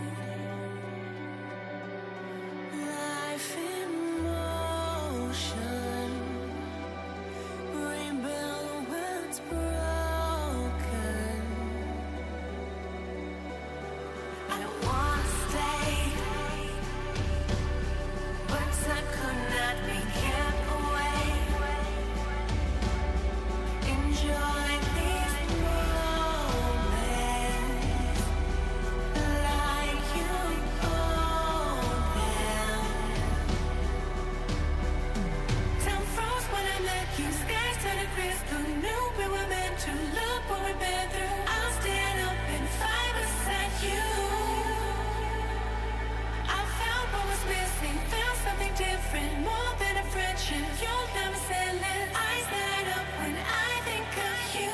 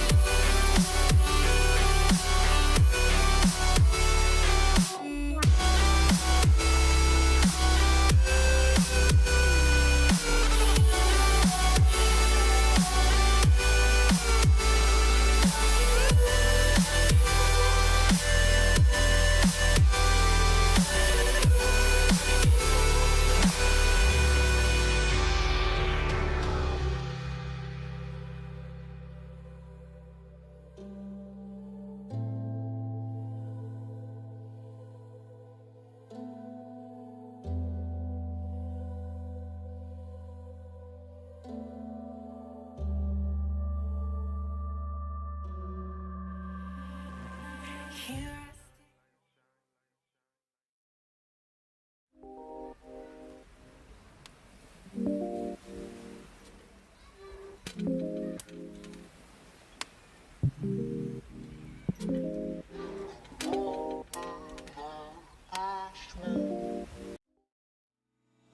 And welcome. We are back. I am Maya, and I'm so happy to be here for you for the second half of PRIDEfgc Kickoff Tekken Tournament. DJ, how's it been? Yeah, I've been doing so good, Maya. It's been such a great stream of games. Watching Ubo and Kumo, on the mic for pools, and getting to be with Ubo, entering in the top 8. It's just been some really great matches so far, and I'm so glad everyone's showing out with all their cool customs. It's just great.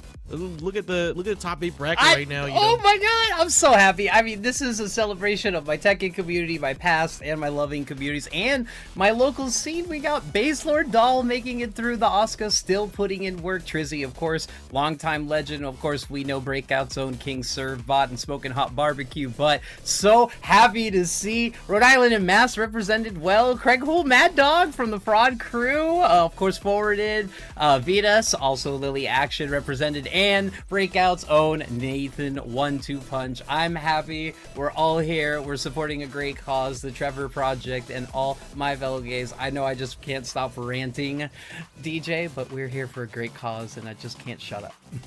Yeah, no, it's so great to come together to do something like this and to help raise money for such an incredible organization. And everyone watching right now, you guys can still contribute. !Tiltify gets you directly to the website to donate. And if you want to participate in PRIDEfgc, there's a lot more games over this weekend and a lot more activities. So please put forward your $5. Join in on the fun. There's still karaoke later tonight. I believe, there's the UMA bracket. We got to see, advertise UMA bracket on Sunday. Under Night in Birth, just so many more games to come. And it's just been such a fun ride. And I'm glad everyone's here joining us for some Tekken.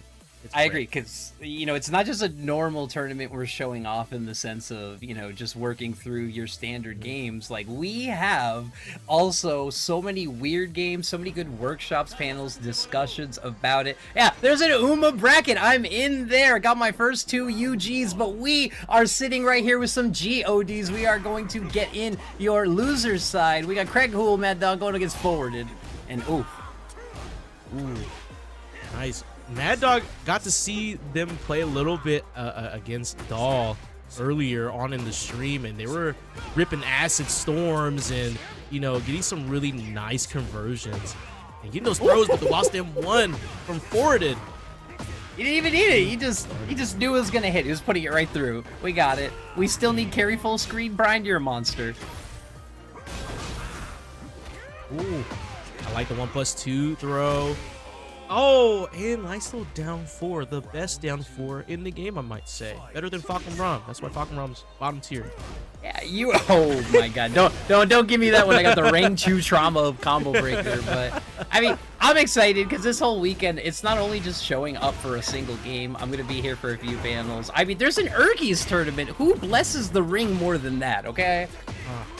Love a good Urgies. Love the was it Ken Mishima God Hand? Yeah. Yep. Oh my God! No yo-yo fun. Bring him down. Nice jab control, but I like fitting the gaps, and you know what? Why not run the low mill? Ooh, like these lows here. The hatchet. Oh, just a jet upper. Whoa! Baited with the shimmy. Went for the rage art. I wonder if that was a misinput. No. That was a coffee milk level read. Don't worry about it. Absolutely not. I feel that. I'm Sometimes sorry. You just gotta go for it. I'm sorry. That's not a Louisiana thing. That's not a thing in your area. Coffee milk is our people's way of getting through. Ah, I see. I wonder what the Louisiana equivalent of that would be. Oh, good block. No punish. So I guess I would say, what's your variant of a chocolate milk that you guys make a little bit depper? I have no clue. We just have like coffee. I didn't even We just have coffee. we just have coffee. We just have coffee. I don't even know we have chocolate. Like we don't have any sweet drinks besides coffee and chicory from Cafe Du Monde. The sweetest thing you'll find is a wall standing one and a cafecito moving down, but still, again, spike them down where the hatch is coming. Oh, nice block. Punish. The hatchet counter hit gets the soccer kick. Oh, Requiem. Knock him up, bring him down, beat it across. Again, we got to the corner twice now on Coliseum. Yeah, we're just hitting these walls on the pseudo infinite quote stage. Oh, the neutral jump over the hatchet. Oh yeah, we're playing Tekken. This is Tekken. This is real Tekken. Back four into the flip trip. Here we go. Wait a minute, Craig's got some magic, but who blocks those? Oh no, rip the full string that ends in a jet upper. That's a counter hit launch. Does Forwarded have the conversion to kill? No, just gonna spike it back down. Ikawarida, heat burst, sidestep, avoid the low, block, and just heat smash. All right. This is set point for Forwarded, handling it well, but the neck gets snapped with the twist. Oh, nice block. Oh, just a counter hit. The whilst it one hit. Mad Dog trying to mash it out. I respect it. Requiem the carry. Oh, he thought he could have a little bit of extra saucy tech, but where you going, Lee? Ooh. If that backflip worked, it would have been crazy. No break on the throw, and the back one is secure. Forwarded eliminates Mad Dog. Shouts out to them. Yeah, And double thing. The joke that we always make is multiple back ones is whistling while you work because it just does itself for it. A little bit of shoveling, a little bit of launching. Brian is still a monster since season 1. Yes. Yes, nerf him again, please. Whoever's left at at the Tekken project. Michael Murray, somebody. Stop this character. I feel like knee stocks would go down, and I don't know if we can handle that much. And Yeah, the we rest can't of handle it. that much. I feel bad for knee now. And when I've talked to a few development members, especially at my time at ACA, like, I got to hear that people think Brian is cool, and, you know, if someone on the dev team thinks Brian is cool, Brian shenanigans are here to stay.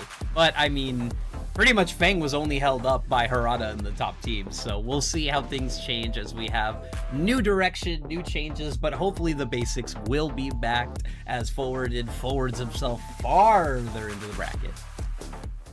Yeah, she was definitely doing a lot of great things, just playing through the strings. And you know, to credit for the Brian player, we have 2 Brian players in loser side top 8. By the way, Nathan, I'm talking about you, okay? Nathan and Forwarded, they're both rocking the Brian Fury.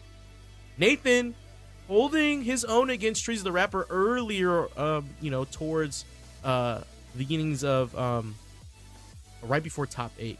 So, you know, it's Nathan's got that. He's got something. I say it all the time. He plays like he's trying to avoid the IRS. You know, he plays. I think we're all trying to avoid feds in a certain way, but come on now. Yeah, but the way he's playing, like he's on the run, like they're actively looking for him. He plays with a bomb strapped to his chest, and he plays in a way that's very unpredictable. He doesn't play like a normal Brian Fury you might meet in the ranked fields of battle. So, you know, I wonder how Venus Snail is going to do against Nathan.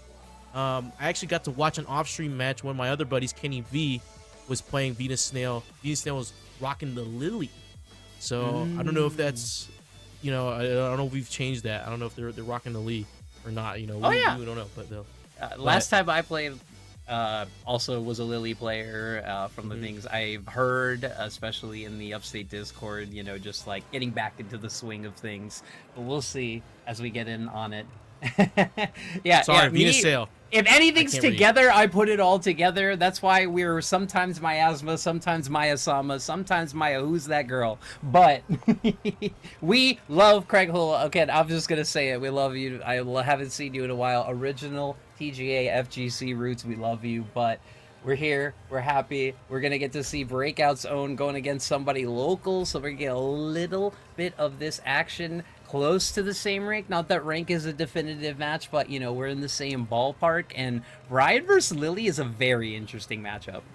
Very interesting matchup. And the way Venus Sail, I corrected myself, guys. You know, Venus Sail was playing Lily with, you know, the typical, like, let me bait you into sidestep Matterhorn. You know, it's there. The sidestep they will show you the sidestep Matterhorn. So, you know, I wonder how Nathan is gonna deal with that. We can't see them because their auras just, they're too much. They're colliding at such a vast scale that we can't spectate right now.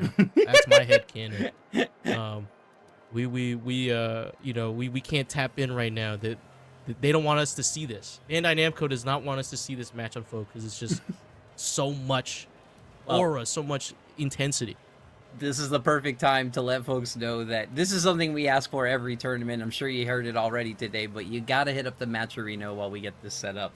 Hit up the Matcherino. It's really important for us because not only do we normally use our Matcherino links to donate to players so that players can get paid out for everything, but since we're here on a special night for a special cause, we're really happy because, of course, like PRIDEfgc, we are donating everything to the Trevor Project, and you know Maya and a few other folks are going to hit it, and if we can hit those Matcherino links, I'll make another donation on top of it, make a better donation for it.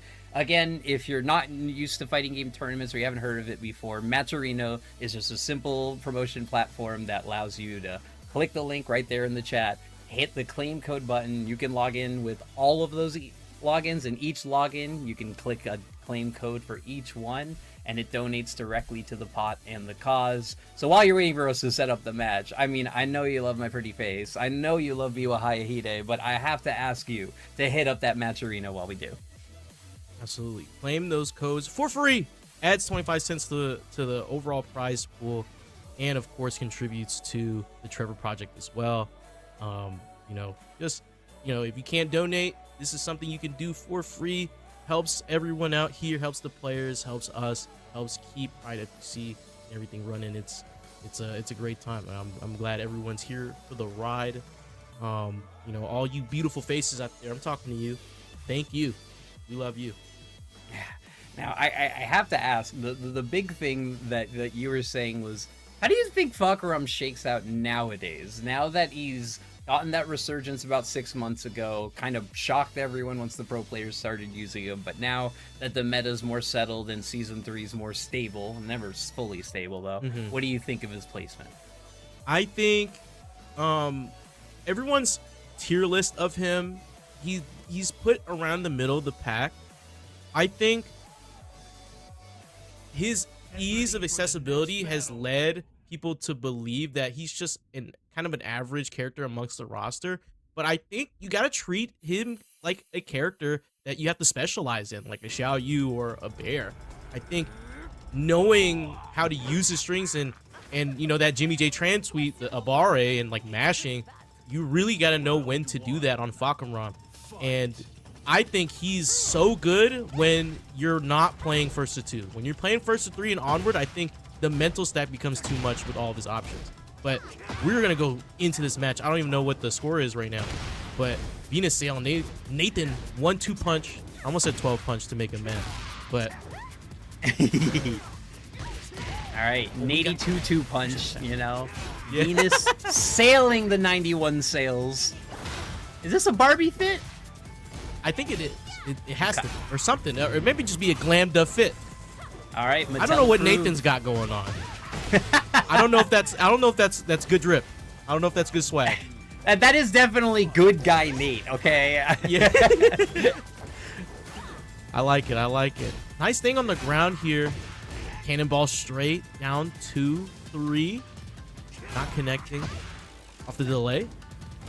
I like how chill Venus is. Doesn't need to rush the occasion. Doesn't need to play into any kind of timing. And somehow Nathan walked himself closer to the wall. Movement big here. Ooh, nice down back 3. The small pokes here, Vulcan punches. Not finishing streak, could have had it right there, but a little back sway into the hatchet. Nathan going up 2 rounds here. Yeah, Nathan is doing good Brian things and has just been getting more pressure. Venus now is feeling the need to go in. Thorn Whip, beautiful step. Oh, nice. This cannonball straight back 1. Oh, 1 + 2, 2. Gets the heat burst conversion. We get to the wall.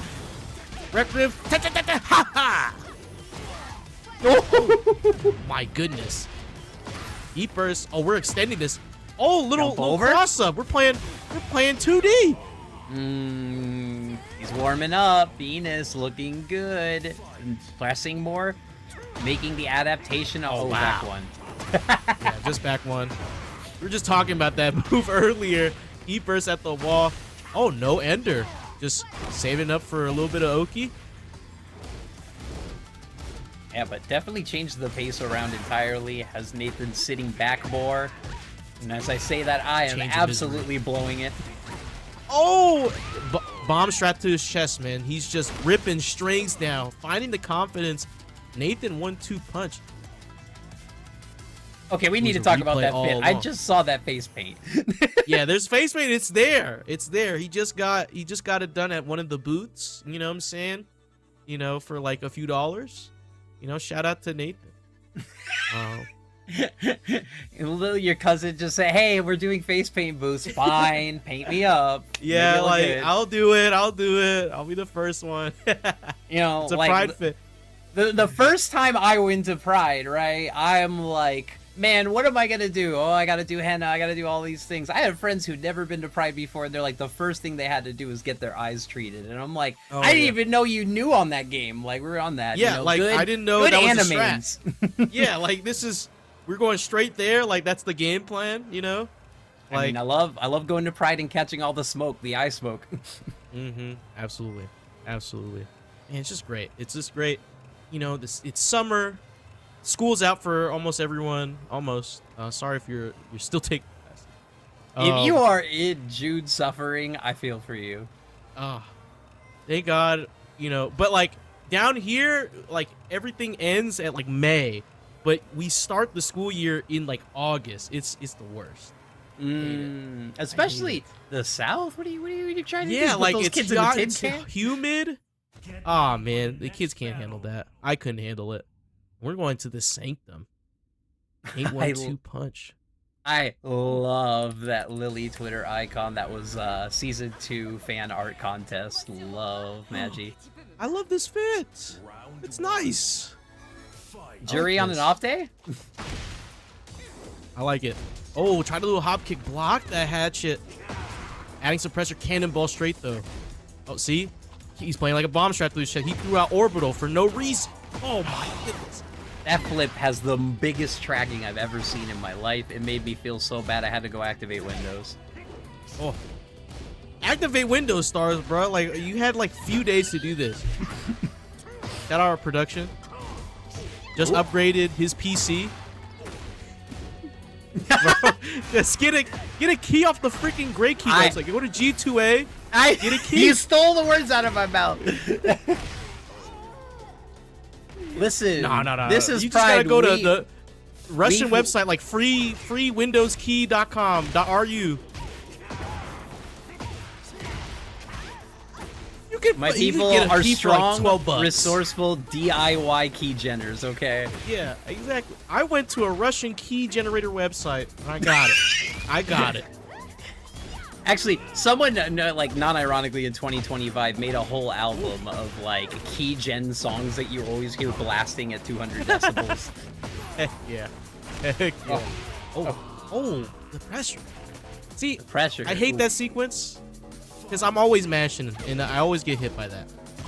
Oh my god, Dr. Butler hitting me with the freecreditreport.com. About to get connected for free. Education connection. Connected. We're not allowed to sing the Cars for Kids commercial anymore though. That's moved on. I have to keep everyone aware. All right, stomp, turn, and slap. Oh, Nathan, what are you doing? Nathan, you getting walked around, son. You gotta do something different. You gotta play like your life depends on it, and it does. Chains of Misery. Hey. That's a good name. Just run up orbital? Oh, cannonball straight. Or is it a cannonball gay? Because it's we can't say. Cannonball inclusive. Yeah, like what? Cannonball. I don't want to say. Oh, sidestep Oh Matterhorn. my God. Hello, Trojan. How are you today? Flip it. My. Oh my. Oh, the counter hit gets a pickup at the wall. Cannonball straight. Yet again, walked around the down 2-3. Venus Okay. sail. So one of your lines that everyone loves in your commentary is, you know, Coke and Pepsi open them up, but like sidestep Matterhorn is more than opening someone up. It is decimating them. So we need a better variation or evolution of that. Yeah, we need something specific for Matterhorn. I don't know. I can't think of this on the spot. I gotta get in the lab and cook something up real quick. Okay. Oh. We'll take it for now. The flip. Good activation. Back turn. You know, Lily feels at home. Wait a minute. E smash. Oh, tried it down 1+2 mix up, but just rage it out. He tried being sneaky. He tried giving it the wiggle, and now he's going to pay as Venus Sail takes the lead for the first time in this set. Pachinko, I like that cannonball curious. I like that. I'm stealing that. I'm sorry. I'm stealing that. That's mine now. All right, Pachinko, I gotta put a C on that one. Gets to the wall. Nice. Ends with the Requiem. Nice Soul Reaper. Oh, Ooh. chuck over with the That's gonna break the wall. No. Oh, the soccer kick. QCB4. World Cup action. I show speed on my left monitor. You know Brian's getting that. Let's punch. play football. Hatchet. Down 2. Hatchet again. Down 4. More lows.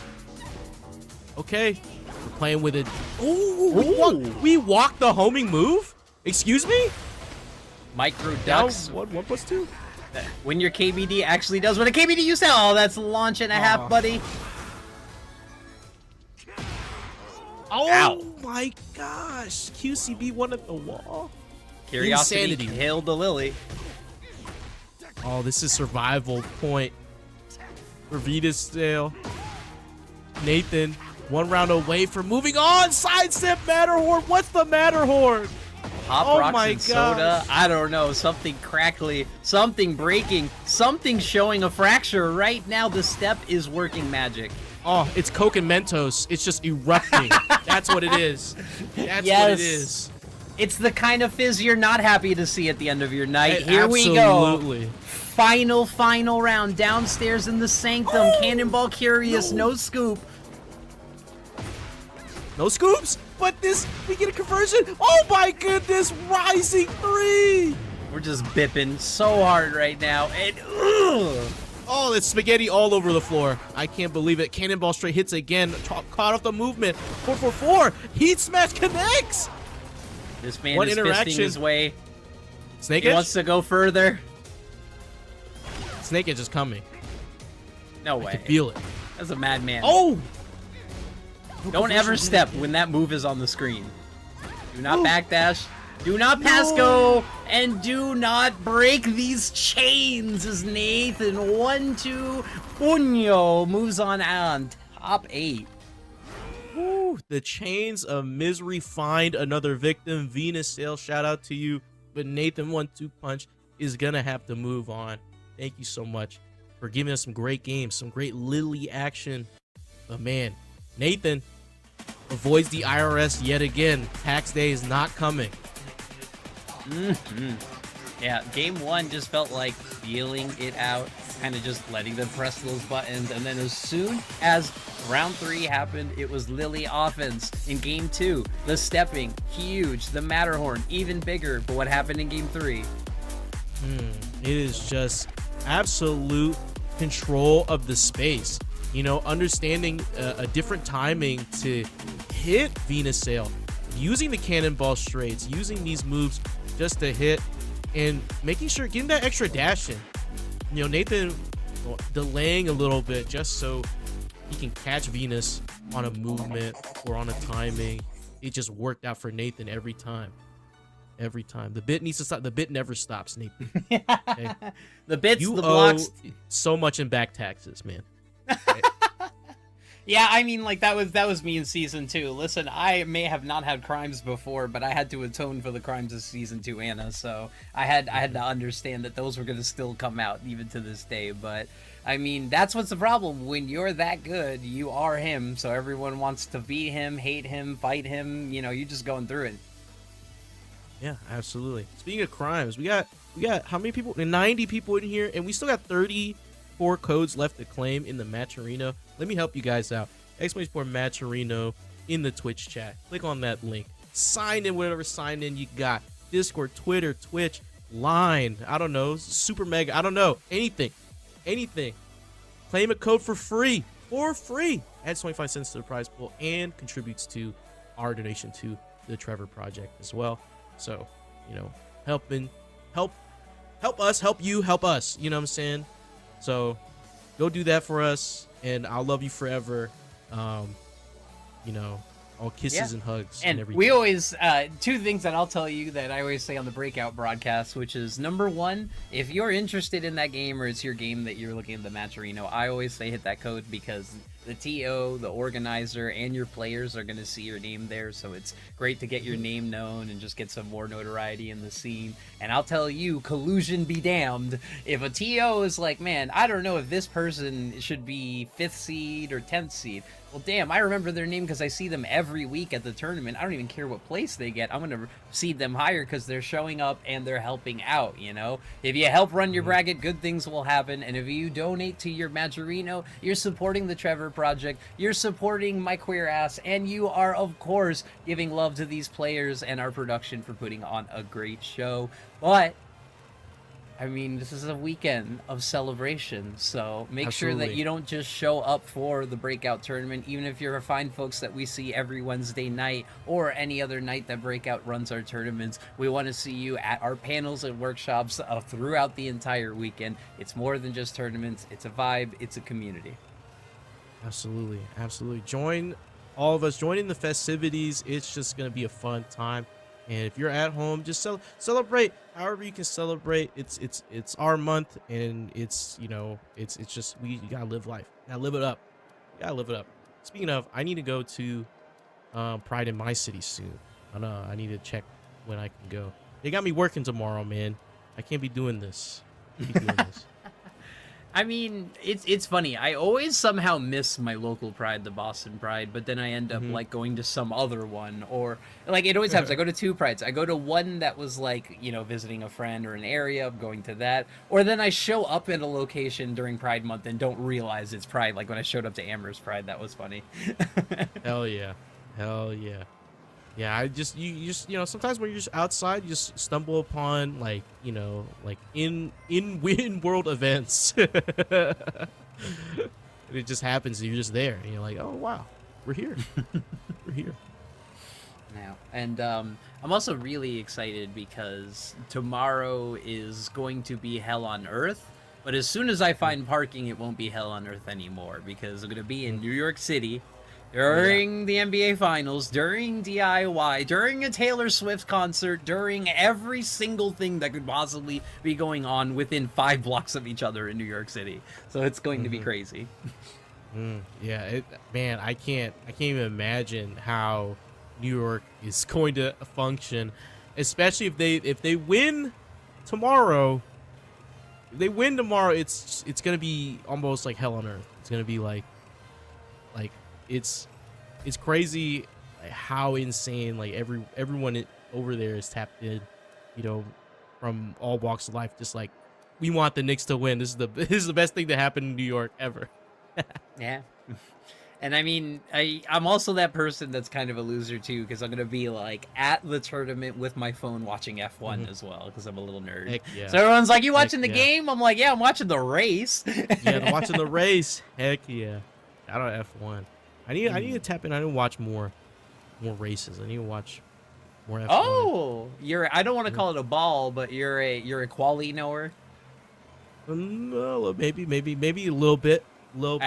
I like who's your a team? little rally. I'm more into rally. That's Oh, Yeah. okay. Yeah, I mean, I like rally a lot. when I learned track racing and road racing, autocross, all those things, rally was the one that changed my foot technique, the two-footed technique, and also everyone looked at me and they're like, "You got a beat up Civic? That's perfect, because you're gonna crash more than you've ever crashed before." Absolutely.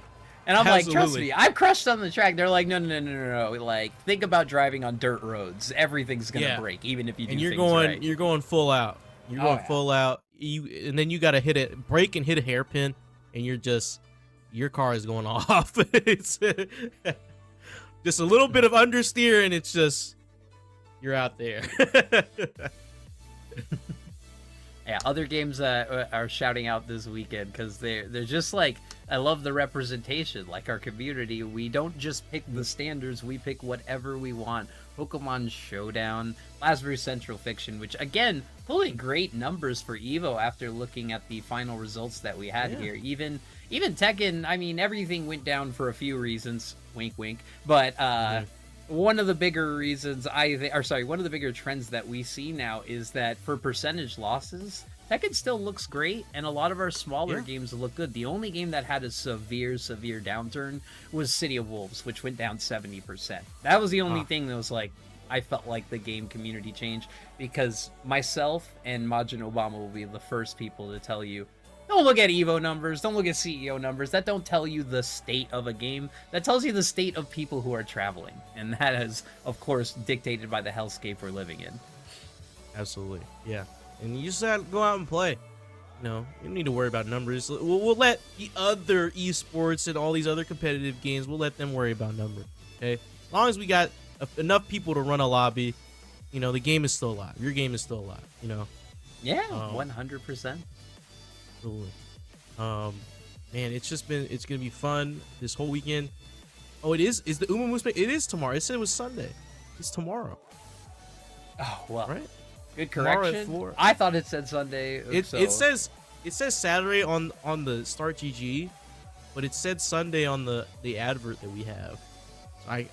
There's plus R, there's There's Waku Waku 7. There's Street Fighter the movie. You can go watch Street Fighter the movie. Oh yeah, Street Fighter the no. If you don't know Street Fighter the movie, the game, Fraud Crew is going to put you onto some real stuff because yeah, it's one of the. It's like Sailor Moon. It's a broken fighter, but it's so broken that everyone has beautiful moves. For example, Guile has like infinite handcuff glitches. Goki has one touch, run around death, ground sweep infinites. Like the game is full of hilarity in the same way of oh my god, here's another. Do you know deep lore of fighting game culture? Do you know Jackie Chan's Stunt Master? I know of the game. I think I've seen a little bit of it. I'm not well versed. I'm new, very new, guys. Okay, I'm new to the FGC. So only 2 years. Joe P and the Fraud Crew are definitely people who keep that game alive and get people like me and Vicky to scream because there's another esoteric 2D game for everyone to play and get good at. Hell yeah. Yeah, there are some folks that just like can't just play an old game. They have to play like a super obscure game. They gotta cyberbots it out, you know? Absolutely. I feel that. I need to break out of my 3D shell. I need to get into some of these 2D. You know, I'm way too green on 2D. The one that I recommend to people if they want to like dip their toes into not mainstream fighters that are 2D is I'd recommend Asuka. Asuka 120 is a good like figuring out if you like some weird setups and a little bit more of a not over the top crazy, because if I give you Uni, if I give you Melty and you've never played anything like that, that's too much quickness layered and everything. But what's nice about Melty is that like you press ABC, you're doing a combo similar to Marvel. You know, it may not be optimal, it may not be right, but at least the buttons are hitting. And I can't make you play like something like Persona because then you're never gonna play a standard fighter again. No, I feel that. I think we're getting a lot of like new fighting games coming down the pipeline. It's just so many things to try. I got to play Tokon. Avatar. I got to play Tokon at the Tokon booth at Combo Breaker. I was a skeptic at first. I was like, I don't know if I'm gonna like this game. But me and Stars played it together. And I hit him with a mean combo, aerial combo into spike down into a setup at the corner. And I felt like a god. I was like, oh yeah, I actually kind of like this. It's actually kind of cool. So I might give Tokon a try. Tokon seems something up my alley, even though I'm not the biggest Marvel guy. So, you know, this is a good time to talk about the comparison to Tokon, which was I was 3 games I was like, I'm going to really make an effort to put in my main fighting game roster, and that was Tokon, Invincible Versus, and Avatar. Yeah. And when I went down Invincible Versus, because it's the first one to come out, I loved how it was like Killer Instinct, where as soon as you start a combo in Marvel, right, you could, with bar and skill, just kill someone, take it through, whatever. So Invincible Versus was trying to combat that by giving mechanics to almost like Killer Instinct. You could take a guess on the button, get out of the combo instantly, and have a lot more opportunities to guess to get out of a lot of common combo and launcher enders. So the idea was that you could decide to end your combo early so that you can get your tag back early, or you can extend your combo for a risk because they're trying to get out really quickly. So there was like cool ideas for that, but it ended up just being kind of a bad lockdown fest. I liked Tokon when I went and played it for a longer period at Combo Breaker because, like you said, there was a lot of craziness and a lot more busyness and a lot more continuations like old Marvel, but they ended in hard knockdowns. They ended in animated sequences that left you both far away that you could actually not just be setting up the next character or assist. So I like where Tokon is going, even though it's funny, I was a hater of Tokon when I first played the beta, and now I'm a fan of it. And I was the other way around. I said Invincible is the best, and now I'm not a fan of it. Yeah, I heard when people got it to play it a little bit earlier, they didn't like the first few builds that they got to play. I think they've changed a lot of it. Even Yaya, we were talking to Avatar Yaya like right when we left the booth after playing, and he's like, yeah, I think I like the direction it's going in now. Still skeptical of it, but for me, I'm like, oh yeah, I might be sold. But you know, we got even more fighting games coming out like next year. Virtual both Fighter know. Crossroads looks insane. That's what I was gonna say. We both know it's- that even if we yeah. don't like all of us, like Yeah. like 90% of the FGC, we're all gonna go. That's cool. Yeah. And Yeah, then that's play great. Crossroad, drop VF, Yeah. but still play Crossroad. Like Crossroad, I'm playing the story mode. I'm doing all the cool sequences. It looks really cool. Yeah, there was a even stupid... the leaks. Yeah, like we saw like right before in Combo Breaker, and then now we got the full reveal. These characters, it's just the style and the tone that they're going for is like just spot on. Like I think like that's what's selling that for a lot of people, even outside the FGC, even people who've never picked up a fighting game before. They're like, hey, this is kind of interesting. I want to pick up VF. And for those who don't know, I'm super old head. I've been playing fighters since Tekken 2, and I've always been a story buff.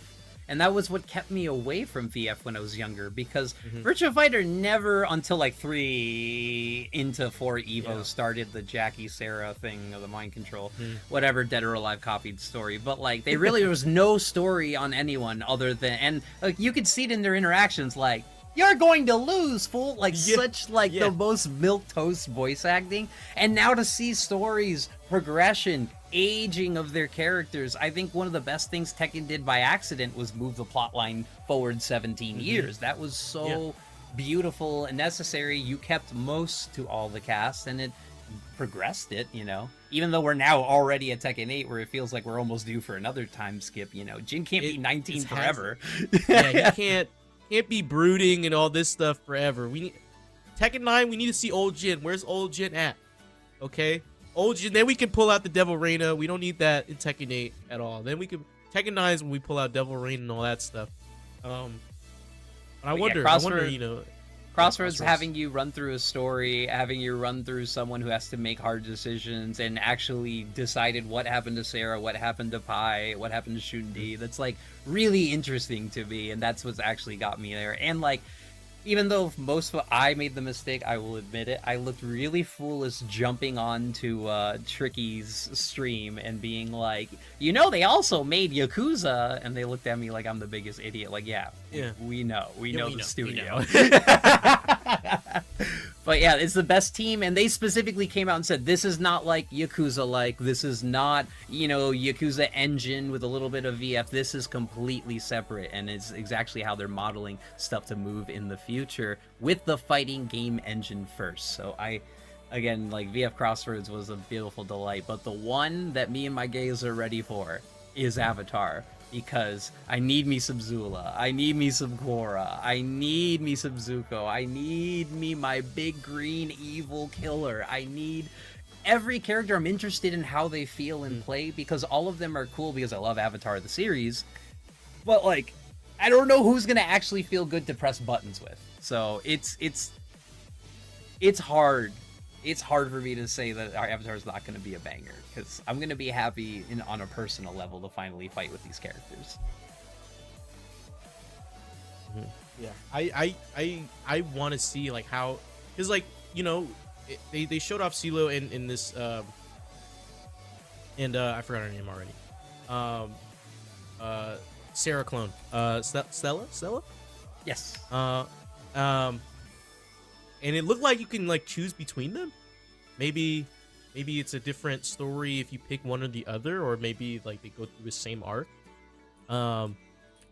Because I mean, they have personality, but it seems like you could also kind of imprint yourself onto these characters as well. Like, it leaves just enough for you to be able to like, okay, maybe I can insert myself as this character.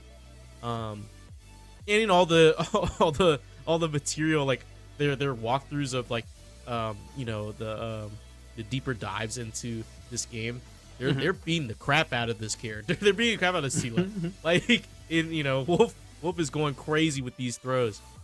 Yeah, and but yeah, the hits, and the other thing too that VF was, people always worried about, is VF's design philosophy for every VF was to never take you out of it, never cut you away to useless cutscene. Hi Tekken, those rage arts look so pretty, but 30 seconds later we'd like to get back into the action. yeah, that's the only thing that I'm a little bit worried about.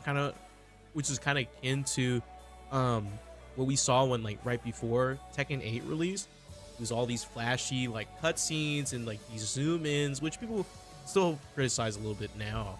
But you know, a lot of the gameplay we got to saw of Crossroads was like all these close-ups and hit grabs and these animations. They look great for a spectator, but I wonder how much of that is actually within the flow of gameplay that we get to see, and how much is that is like, oh, they chose those specific moves to show off for the trailer, so it looks a little bit more cinematic. Or maybe this is like you know how they were showcasing off when they first revealed at the Summer Games Fest, like the single player mode. Maybe you have that like RGG Yakuza style, and then like maybe with these boss fights you go back to traditional, you know, one-on-one fighting game, and maybe that's when they implement the cinematics, like in the Tekken 8 like story campaign. You know, they add the cinematics in there and not in the base regular game. For sure, that makes a lot of sense. And the other thing too is, you know, they already said that they learned from their mistakes. For example, switching from Yakuza to Like a Dragon, they were smart enough to, in the old Yakuza games, if you were in a fight with 5 people, it would, like, if you would knock someone out, it would always do that, like, cutscene or the special animation of the move. And that felt really awkward, because if you're fighting 5 people who are circling around you, it doesn't make sense to cut away to my one-punch animation. Yeah. So the game would actually, in later games, adapt around that to when we switch to Like a Dragon, where if you're one-on-one, the camera's more dynamic, and the camera's more, like, each hit turns a little bit.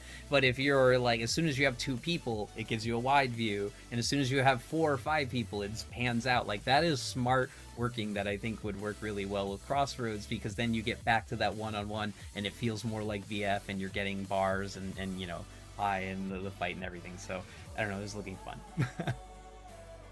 Yeah, I hope it looks really fun. I can't wait to get my hands on it. I thought it was gonna come out this year, but you know, you know, good things come to those who wait. So hopefully. We're not starving for fighting games. We were starving. We're definitely not starving. Yeah, definitely not starving. Of course, and unannounced DOA game coming down the pipeline as well. So, you know, the 3D fighting space is going to be a little bit more popular, a little bit more competitive, and of course, we got whatever Harada's cooking up in the next few years. So, maybe a 3D fighter, maybe something, you know, related to 3D fighters, something like that. You know, we'll never know until they have something of note to show us. The first combo breaker. This is Maya special intel that no one's gotten, DJ. But ooh, okay. Back in the first combo breaker, I got a short interview with Harada, and I asked a bunch of questions. And I like asking questions that aren't just like, oh, tell me about Tekken 8. How'd you get in the end? No, I like asking weird questions. Weird girl's gonna ask weird questions. But one thing I said is like, if you had a new studio, new budget, what kind of game would you make? And he told me there's a lot of different things he'd like to do, but one of the things he'd like to do is a driving game. He said just something similar to like a Ridge Racer or something. And if Harada made, especially with the kind of musicians and producers that we've had in the Tekken series, you call any of those people, you call Yumiyake, Yukari, Oshiana, my gosh, like that would be banger. It'd be so cinematic. It'd be. I don't think he needs to make it realistic. I don't think he needs to make it futuristic. No, screw. Hey, all you sim racers, shut up. Yeah, hey, no. Arcade racers only here, right now. Okay, I would love that. It reminds me. There was a game that they were showing off at the Summer Games Fest. Clutch, Forza Horizon devs. They're making like an arcade racer with a little story, little thing like that. I'm like, yes, this is what we need. You get like this harpoon, and like you can like stick to a corner, and you can like drift all with the harpoon. It's great. Sick. Like. Your friends who race, they race, and we can talk shop sim all day, but like your friends who don't play any racing games at all, if you say Burnout, you know, if you say a certain few racing games, everyone will throw down and have fun. Arcade racers definitely have a place in everyone's heart, you know, you don't have to do it perfect. Shout out to Screamer, latest arcade racer I got into. Screamer? Never heard of that. Yeah, it's like a little cyberpunk aesthetic, like anime, like racer. It's like a little bit. Like, it's really cool, really EJ, cool. did you go down the Forza Horizon boat yet? It is. I've been playing it for the past. Okay. I'm sorry, but like it is what I was asking for. I missed the last two Forza Horizons because I've been a little burned out. But as soon as they gave me what I've been asking for since the first one, put it in Japan. All right, Japan. doesn't even need to be real Japan. Just make it any Japan, a similar Japan, a legally distinct Japan. Like I don't want to drive in the cloudy. I don't want to drive in Great Britain. I don't want to drive. I mean, Mexico was cool. Mexico was cool, but Japan, it's just like I'm in the city and then I'm in the snowy Alpine. It's now we're back to Tekken. Back to Tekken. Back to Tekken. This is what we're excited about.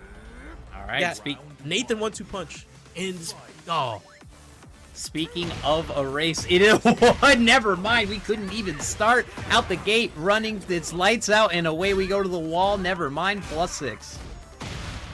Oh, nice. Got the counter. No pickup. Probably had to dash a little bit in to get that conversion. Ooh, no punish on that. Oh, you gotta blow that up. That's a jet upper and a half. Sashiro to the ground. Get up, down. Catch it. Down for 2-1. Gets power crushed. No! Tried to whiff punish with forward 4, but the heat smash it. Regal. oh, the jet upper off the sidestep. Nathan, you mad me? See, escaping the IRS. He was 100 damage, crossing it up, was ready to meet it, but no, canceled it out and got a straight for his troubles. This little cannonball curious right there. Oh. Nice, now up to the Sashiro. Oh no, fooled by the snake hands. Oh my gosh. Looking very Zatch right now. Oh, okay. You know what? I like it. Bully him. Bully him. Come on. Awaken the beast. Make him pay. Make him pay. All right, now kiss. No. Oh. Backdash, run with it. Monster knee, monkey C, but no, launched for it. Oh, we get the wall as well. Heat burst to extend the combo at the wall. Ends with the Requiem. The Soul Reaper coming out. Oh, Heat Smash beats all options. Just press the button. All right, Nathan with a good recovery and a harder leg to turn it up. 4-1. Turn that luck around. Ooh, my goodness. Counter hit tornado. Oh, we're going downstairs. Back in the second level. Heat burst. Get to the wall. With the leggies. Nope, we're not spinning. Little dragon time. Already got that snake eyes. Already blew that snake eyes, but guess what? We're getting launched for it. Dragon wheel kick. Gets the launch. Are we expending the floor? Yes, we are with the Sumiyoshi plunge. Do it again. Gets the follow-up, 97 damage, charge it up, stays on the ground, avoids the hatchet. Uh-oh. The Asuka misery string. Let me tell you, if you're learning this game, you better learn that string quick, because it is an end-of-round killer. Whew. The second part is the third hit can go either way. Yeah, it's such a mix, and you know, you just gotta get that read in. You know, are they gonna go with the mid? Are they gonna do the low? You know, you got a low parry there. You gotta be ready to low parry. Yeah, I heard hop kick. That great. Hop kick, orbital, just orbital. Do something. Actually, yeah, it is a Brian. If you want to call out the low, just orbital. But you have bravery larger than I. But you have to be the mad one if you're playing Brian Fury. Let's go. We're in the Coliseum. I would have round start Snake Edge right there if I was playing. Oh, okay, decent punish. Oh, baited with the back 3. Gets Nathan in the air, doesn't convert. Flipping on the pool. Again, the flips, no punishes. I believe you could just jet upper that, right? I think so, but Nathan opting for the sidestep 2-1, but gets parried. He bursts, Sumiyoshi plunge, gets the follow-up.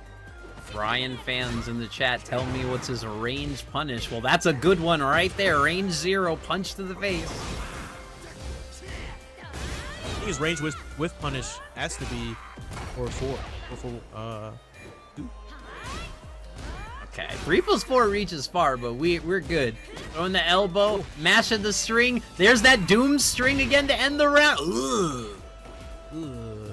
I just do down 3 in the down 3 1+2 that gets traded out here. Oh, 1-2 down 3. Oh no! Hits the tornado. Gets Nathan in the air. Nathan, you gotta show me something. Wake up Orbital, do something. Yeah, all right now is playing the most Season 2 Asuka we've seen in Season 3, but it is working out. Keep out, becoming keep in. Oh, Wow. excuse me. Oh my goodness. I think Doll is always ready for a run up low after getting knocked down. We saw it in the set against Trizzy, ready to low parry. So, Nathan, you gotta do something crazy like QCB4. Yeah, like, think about it this way. The Kazamas have a instant launching high crush and an instant launching low crush. So, yeah, at any time, you can just say, they're doing a high, they're doing a low, it don't matter. They're getting mixed to the wall. Wait, no, we still got a sliver. Oh, the perfect round for Doll. Moving on. Base Lord Doll taking it over Nathan 1-2 punch. Nice run for Nathan. Taking it pretty far. Shout out to him. But Asuka's a little too much.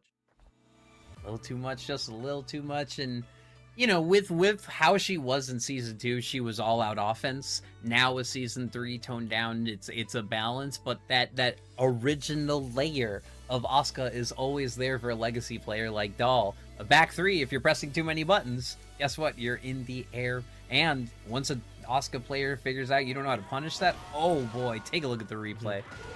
Ooh. That full crouch down 4-3 right there, and then moving into these combos.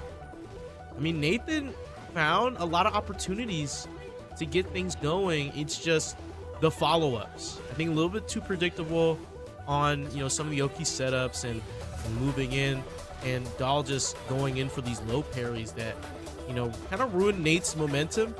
You know, made him hesitate, made him rethink things, and played out of character.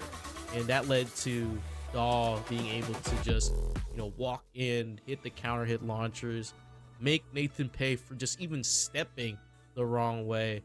And, you know, and then to their benefit, they won the set off it. So now they get to move on through losers. Shout out to Nathan. Great run. Great run. Yeah, and that squares up what we're looking at in losers semis, which is going to be Smoking Hot Barbecue and Doll. And on our winner's side still, we're waiting on Trizzy the Rapper and King Servbot. This one's going to be some good FT3 action for you. And trust me, these two see each other a lot, but it's always explosive. The big bear against the kitty cat. We miss the Yoshi days. Yeah, we missed the Yoshi. But, you know, Trizzy's been refining the Armor King. He's been just ironing out all the creases in his game when it comes to this character. And I think he's found a good comfort spot on how he wants to play and the layers he's willing to show. But you got to be willing to show everything if you're playing against Servbot, because he's going to show you the whole move list. Ooh, we're in the tight arena here. This stage is not a nightmare like Fallen Destiny, but here we go. Is that Pink Kunimitsu?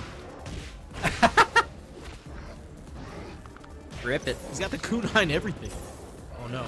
Oh no, we're not breaking throws. Panda Bear's on the ground. Oh! Kick it around. This ninja's not very sneaky, DJ.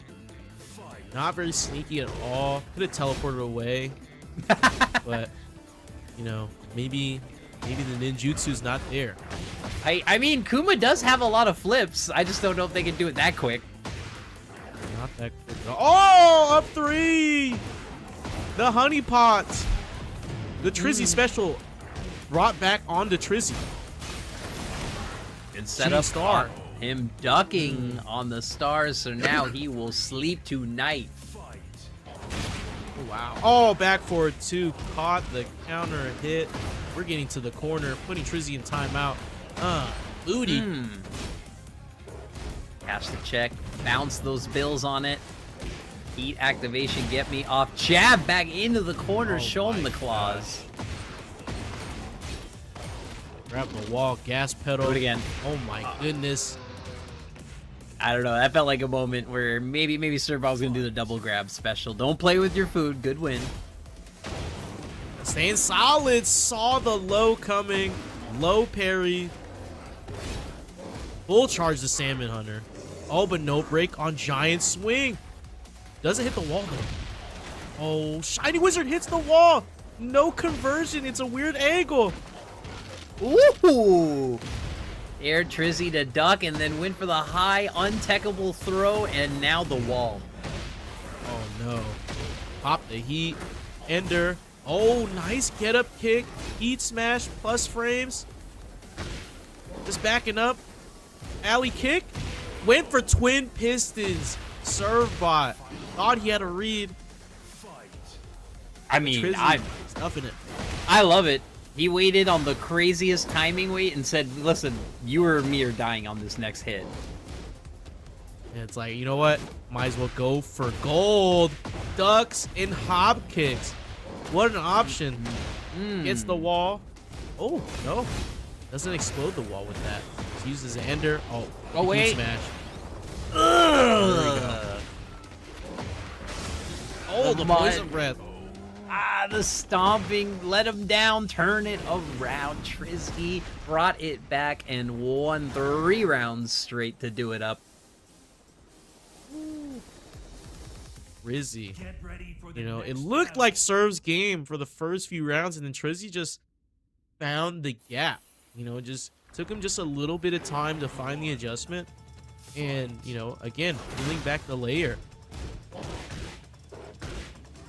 I like the way Servbot still wants to get this control, especially because Trizzy's not playing as defensive as he normally does.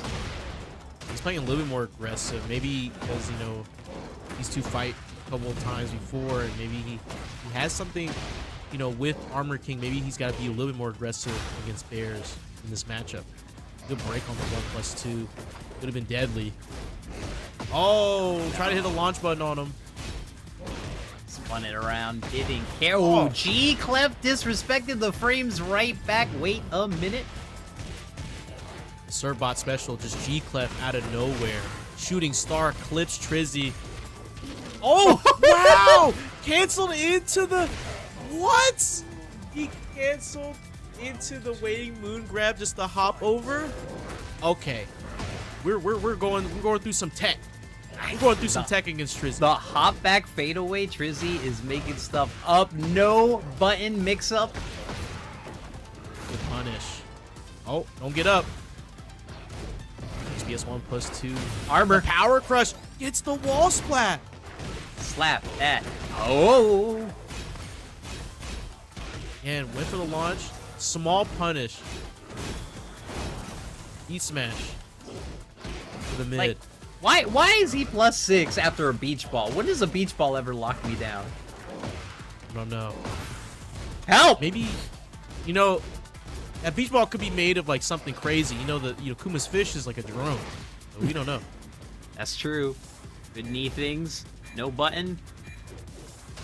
Walking? The nooch? Oh. I love Servbot menacingly daring Trizzy to press. He just all reads. Oh, the gut punch into the flame upper. Gets Servbot to the wall. Pops heat early here. Huh. It's a pride ball, it is. You're right, Pachinko. Lazy on the It is lazy now boy. pride ball. Smell my breath, nothing good. Alright. Going to HBS here. We're baiting something. Oh, Yeah, the hop hop kick. Jump scare. Just when you thought of everything. Hop kick in your face. Lots of damage. Miz. Alley kick. Uh-oh. Everyone's favorite and least favorite villain Jaguar, the kitty, is heating up. Yeah, we're playing some neutral here. Jabs. We're checking.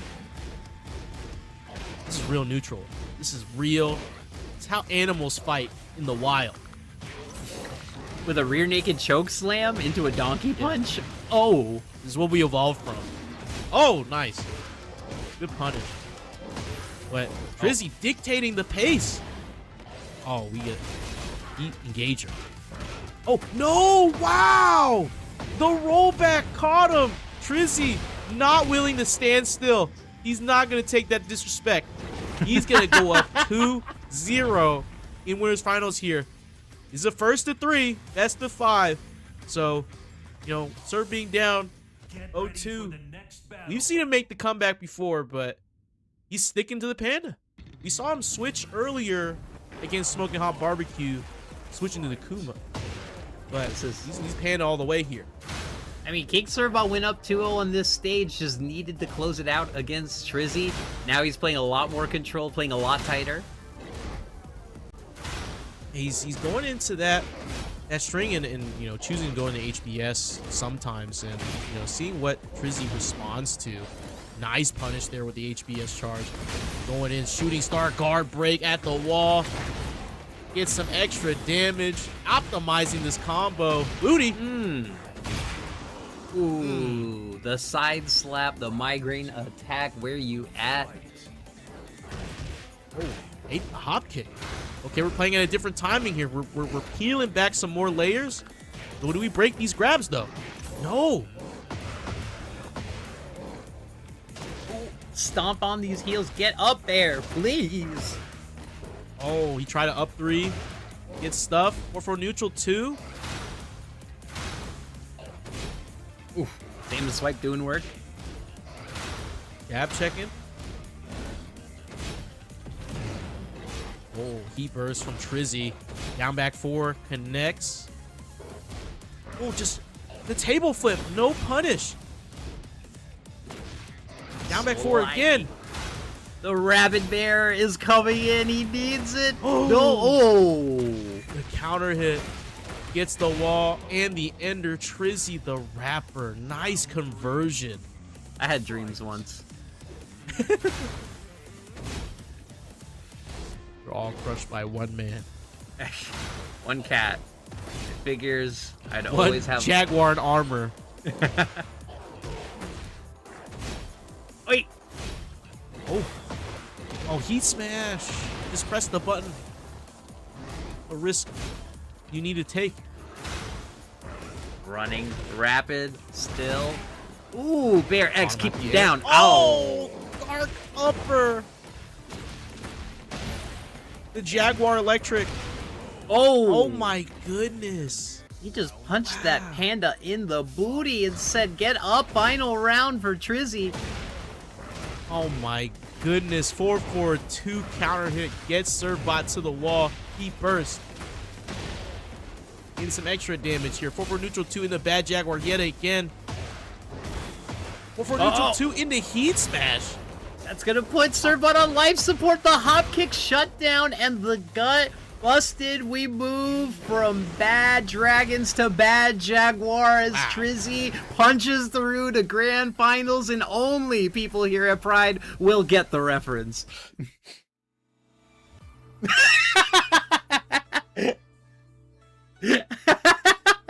All right. Okay. That one's All for right. chat, okay? All right. All right. If you grown, you know what I'm talking about. Come Yeah. on now. Like, come on. The second car I ever had, I put a Bad Dragon sticker on it, and the people come up to me and be like, "Nice sticker." I'm like, "So you know." So you know ball and balls.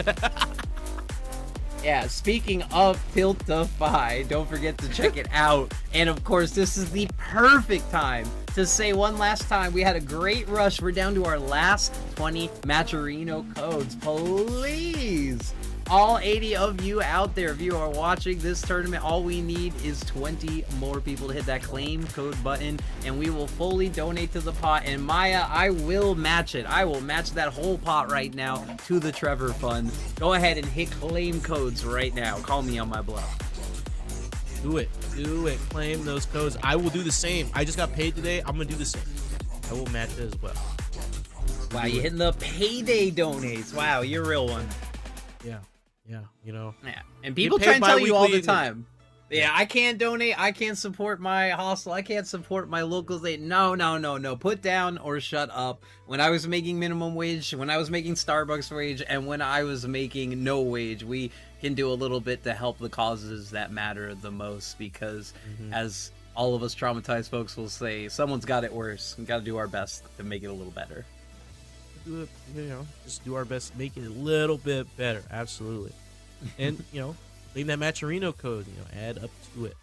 I already did it for you. I did most of the work for you. It's just !Matcherino in the chat. Click the code. Click to claim a code. Sign in. Do what you gotta do. Yeah, and even if you're running a small tournament on your own, or you're running just a small group with your friends, you can put that on Matcherino, and you can get a little bit of promo on there. And I mean, that could turn into 10-20 bucks to throw to your winner take all pot. Always worth Zoro! it. Oh, uh-oh. All right. He's lost. How did he get here? All right, The colonizer Kempo round start. Oh my goodness, smoking hot barbecue. That's tenderism. Don't worry about it. Just watching him walk away. Wow, Zoro doesn't need a single sword, just his fist. Like what I'm seeing. Like what I'm seeing in the Superman punch. Smoking hot barbecue, starting off hot and spicy. Oh, the weed. Oh, buddy. beautiful. Inner strength trading to the deny. Don't worry about it. Zoro checking the bearings. Oh, trying to hard duck, but gets the heat engager for their troubles. Gets the string, and the heat smash crushes the grab. The ultimate punish there. I like it. Ooh, round start. I knew up it. to this guy. I knew they were going to do that. They always do that. Sonic Fang. Oh, plus Hands frames. Fox Fury. Oh, we're delaying now. Finish. Oh, the guard break. Gets the wild stand 3. Gets the launch. We have heat. We're going to use it. Sumiyoshi plunge. Oh, wow. We're dancing. Another zip code, another time. We'll see you later. And we'll set up the duck trap, and let's go, Sashiro. Press a button. Oh, Sabaki the mid and gets the follow-up for free. Oh. Right now, he is working on peak setup energy. Win for it, but that's an elbow. I'm sorry, can no one home. Oh my goodness. Block the can, went for back one immediately. In the bullseye. Goes for the clinch. Gets out of it. 5 Fox Fury. The pressure is on. Don't press, he's +6. Oh, but the Sabaki comes again. Get flipped, idiot. One of my favorite parry animations. Not quick enough. Oh, I get the wall, but no wall splat. The sweep of the legs. Heat smash. Inner strength. Oh, back 3 dragon. Wheel kick. Interesting close-up. What he got? Hey, he got it. Doll doing it. They are 1-up. Losers semi. I believe this is first to 3, right, DJ? Yeah, we're in first to 3 territory, so Smoking Hot Barbecue has time to adjust and maybe add an extra fold to their game plan. Seems to be you gotta switch it up now. Daw called out the guard break, and then immediately every time after when putting the Lionheart mix just went for Sabaki. And since they ducked that first guard break, Barbecue got in their own head and said, well, I guess I'll just do the mids now, but now prone to the Sabaki get flipped over. So I think Barbecue has to be a little more confident, just let the guard break rip. Or maybe even cancel sprints. Or we can both crash to the ground, all right? Sonic Blade, Sonic Fang, not punished, not my local player. My. Colonizer Kempo almost claimed another one, but get up kick. Strings. Oh, that floats. The Launcher to bow. launcher. Double pits to chesty. Look at Smoking Hot. Knock him up just to set it up again. Oh, avoids the can, sidestep Sonic Fang. Nice punish. And again, the running 2. Yeah, for those who don't know, simple counterplay. If you know the can is coming, duck, sidestep right, you will get clipped by the first hit, but you can also just kill it. 84 damage combo here from Daw. Nice elbow in the shoulder. Duck the guard break again. Still had Man, time Daw. to do the back 3. Like, standing back 3, that is actually King Ray level. Oh, couldn't get the back turn launcher that Steve gets. But we do get a wall splat for their troubles. Gatling punches at the wall. Sonic Fang, Heat Burst, tried to go for the stop. Can, Coke and Pepsi, open them up. We're going to another side of the wall. Misses the 4-2. The Rage Art, just hold it. Oh, nice punish. Oh, locked it down to 1. No! Oh, the sweep. Oh my goodness. I'm throwing something. I'm screaming. Robbed right back. Oh, good duck. Oh, the snake charmer! Oh my right. goodness. We're at Pride. Someone has been charmed. Oh, went for the clinch. Broke it again. Try to heat smash. It gets canceled. It gets stuffed. Sonic Fang. You can't he parry tries that. Sabaki. Oh, try to grab. Sonic Fang again. Down to 1. Down to 1 from Steve. Oh, just sidestep. Sonic Fang. Yeah. Why not? Smoking Hot doing a lot better with the spacing, with the lock. Oh. I can't believe that. I can't believe that. That's diabolical. Maya, I would have thrown something. I would have screamed. So my Asuka goat is Anya. I love her. She's taught me so much about this game, and she always tells me if I get one time with a back 3, I'm gonna back 3 you like 2 more times that round. Avoids the down 1+2 with the weave, and then gets the Lionheart guard break to work. Finally, Dahl gets wrong on the option on Lionheart. Smoking Hot Barbecue gonna spend the Rage Art here. I think this is really smart. Eliminates gray health for Dahl. Has heat to work with. Pop heat right now. No more playing around. The chip into the 3-ring circus. Oh my gosh. Whoa! Oh, the launcher. He We're kept just it going for gold. Keep it in the mind. He's not punishing it. Why not? Get a little extra, get a little greedy. Oh man. Oh no, the Lionheart didn't reach. The back sway didn't reach. Oh, nice sway. Nice. Went to Snake Charmer that time.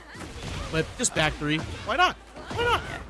They're doing a lot of work right now to get this back, but you know they can, especially with a Rage just on Nude style. Ooh. Okay. Oh no. That's not wait on the 15. punish. Oh, could have punished that. Oh my gosh. Only big buttons in this house. Only big buttons in this house. Chip. Back 3! Do we have time? player! Do we have time? No rage! Do we have time? No rage! The Snake Edge! No time! Oh my goodness. Barbecue stays on the bone. Ready for another round. Oh my gosh. It was so close. It was a matter of making the damage happen in the time. That's where you really need to look back on your replays and figure out how to squeeze that damage quicker. But that was beautiful to the last second. But here we go in the Rebel Hangar. We got to do it again. Oh, we're only at game 3. This is a first to 3, best of 5. Oh, the counter hit right off the bat. Oh, gets Barbecue to the corner, trying to pick them apart. Yep, Barbecue playing patient. I like the change up now. Even with the life lead, doesn't need to force it. Knows that Doll is gonna press sequences. Oh, 5-Fox Fury stepped in inner strength. Moved around. Oh, that's a back turn combo for Barbecue. Only for Steve. Oh, couldn't get that extra heat dash, but it's okay. punishment not on Doll's side is going to be a huge factor. Oh my gosh. You know what? Getting punched in the face is going to be the biggest factor. Oh my, smoking hot. Getting hotter. They just found, like, they're just able to find the hole and execute. You know, just hit the launch button. Like, oh, whoa, whoa, whoa, whoa. Oh, whoa, whoa, still whoa, had whoa, enough what are we time. doing? I think Barbecue almost pressed the button into that Sabaki. Knowing them, they almost try to do back one. Yeah, for those who don't know, this is the type of player I would call a setup artist. Doll is working on his buttons time, and trust me, if my first button miss, I got another one waiting for you. Oh, Like he that. First interrupts the back three. Oh, good grab. Nice one. Oh, we're backing up. We're breaking throws. No, we're getting to the wall. Balcony broken. Watching the movie time? Yeah. Mm-hmm. Guaranteed health takeaway, even with the small damage, is going to get the kill. Tie us up evenly. Even Steven in this set. Whew. Man, these two are very evenly matched here. Oh no, press! I knew they were gonna press into that one of these days. Yeah, two different play styles with two completely different characters clashing in odd ways. Huge momentum swings. Take the throws here. Nice, good punish. Oh, Five Fox Fury interrupts the power crush and the heat smash breaks the armor. One interaction left for Doll. Down 2-1. No, we're going straight Sonic Bang. This is momentum point right now because having that 2, oh, back 1 absolutely silences. Gets to the wall. Canceling punches. We still have a wall interaction here. Oh, Step. sidesteps. Nice. Good call out from Barbecue. Get a wall reset. The quick shove, setting up Sonic Bang, getting all that damage, and down 2-1. Absolutely closing it out. Clutch Zoro is getting stronger, but he doesn't need that sword yet. Yeah. Doesn't need to whip it out just yet. All right, bring Up it to the 2-1. beach. Get a little looser on the beach. And chill out with Echo the Dolphin and friends. Here we go. Yep, get a tan in. You know, Zoro slowly making it back to the ship. Both of them are not dressed for sun tanning in any way. Oh, back one. Doesn't hit. Oh, nice. The straight duck over the jab. Blocks Sashiro. Ducks the guard break, though.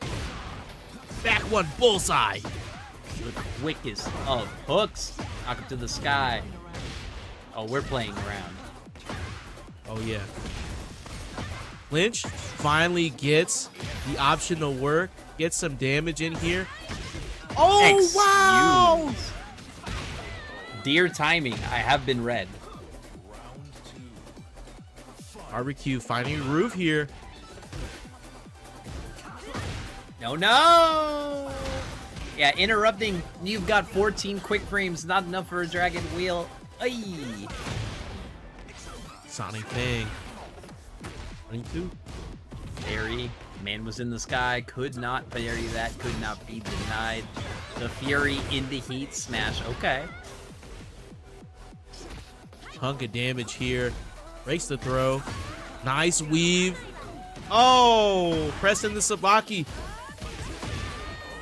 And just jabbing it out. Smoking Hot Barbecue 1 round away from eliminating Doll from the bracket.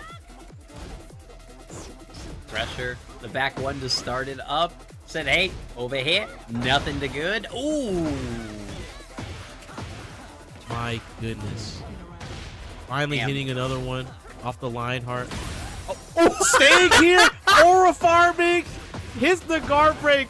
Had enough Damn. time to think about it. And with the Nando's Peri Peri fire sauce, this got to sit back and counter hit it on timing. And the Sonic Fang, that's going to end it off. No! One interaction, down 2-1. No round brown, smoking hot barbecue. Yeah, ran away with a little bit of momentum, a little bit of luck, and a lot of lockdown jabs to finally force Dahl into some mistakes.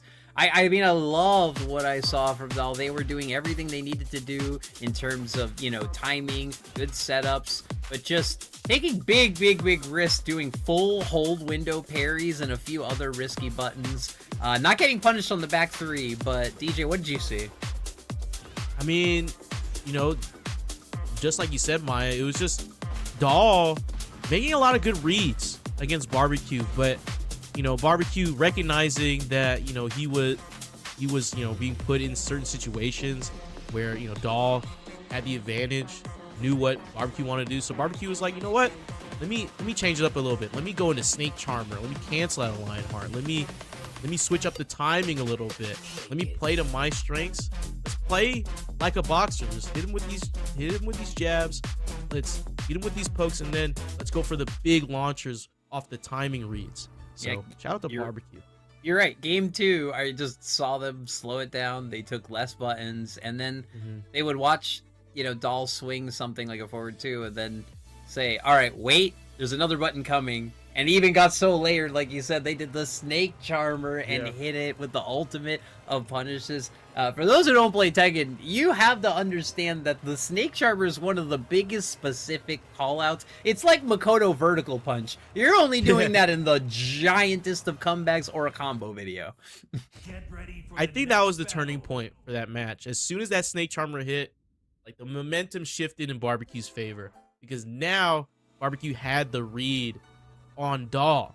You know, it would look like Dahl had the read on Barbecue most of the time. And we get... Is that Luffy? Oh yeah, another Straw Hat Luffy? enters. Here we go. And it's a Hachi, or Bear Hachi. Bahachi. Bachi. Bachi the Rock. Hachi Rock.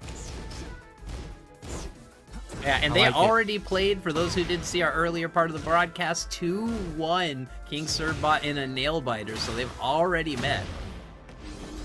And Servbot trying to get that run back against Trizzy, but has to face Barbecue, who was looking hot, fresh off that loser semis game, now in the losers finals. That was beautiful carry. 100 damage like to that. my shins. Gotta hit a boxer where it hurts the legs, where they least expect it. Back forward 2. Yeah, I'm not sure what the PEI answer is for what do you call chancletas or like sandals that your mom throws at you? I call them weapons of mass destruction. The more plastic the flip-flop, the more damaging. My mom hit me with not only with the flip-flop, but the wooden spatula. Have you been hit with the wooden spatula? All right, well, I mean, let's not bring up the family trouble. We get enough of that without Pride winning. Get it? Booty, set the action, give him the salmon swipe, and right now this man is hungry. Oh, and gets a nice bear hug. Nice to meet ya. Trying to greet ya. And the little jabs. No round brown for King Servbot. Yeah, just wouldn't allow Smokin' Hot to really just get off it. Had to go into Kenpo, or sorry, Colonizer Kenpo, as you lovingly seared into my brain. You know, this is the only ways he could get a quick step back, which is weird because the bear is the one with the lacking movement, but King Servbot had the pressure and forced the occasion, not letting him escape. Also, that wall carry was crazy round 2. That was insane wall carry. Optimization on both bear characters. Servbot, a professor in bear arts. Oh, that was a punishment trade-off sequence 4 times. That's okay. Rabid bear, elbowing into the knee. Decent punish there from Smokin' Hot Barbecue. Trying to push the initiative here. What pokes does Barbecue have? Nice, gets the heat engager. Grabs at the wall, gets the wall splat. Big body, lots of damage. Yeah, counter hit window. That's so hard. Oh, Fury, it gives you the wall splat, it gives you +3, and it gives you the round. Here you go, Barbecue making that adjustment yet again. Serve just standing there, trying to evaluate the situation. Down 2-1. Huge. Medusa is making a joke. Next season, we're gonna get Steve sitting on Haring's shoulders. There you go. You need. That's the only thing. Maybe that will beat Yujiro Hanma. I feel like it would be cool in season 4 or 5 if they did something where, you know how they made the clone characters in Tekken Tag? That's their chance to revisit redoing the character, right? So instead of redoing Lily, you could redo Sebastian as Lily, you know, Miharu as Xiao Yu. You could do literally any boring karate person as Jin. That's true. That's any boring karate person. I had Let's to bring get back that Jinpachi shade. Mishima, eh? Let's resurrect him. My partner's got the hots for him, so I don't know. Y'all can have that. Yeah, if we're opening up that floodgate, you know, it's gonna be a lot of Mishimas down the pipe. We'll have to get Devil in there, Angel somehow. I don't know what you would rebrand Angel into. Devil? Yeah, I guess both of them. Maybe you switch between in heat modes. Boskonovich If with you're the Angle spine. or your Devil. Ooh, no, nice. no. We ain't swinging to the sky. We ain't hitting that QQ.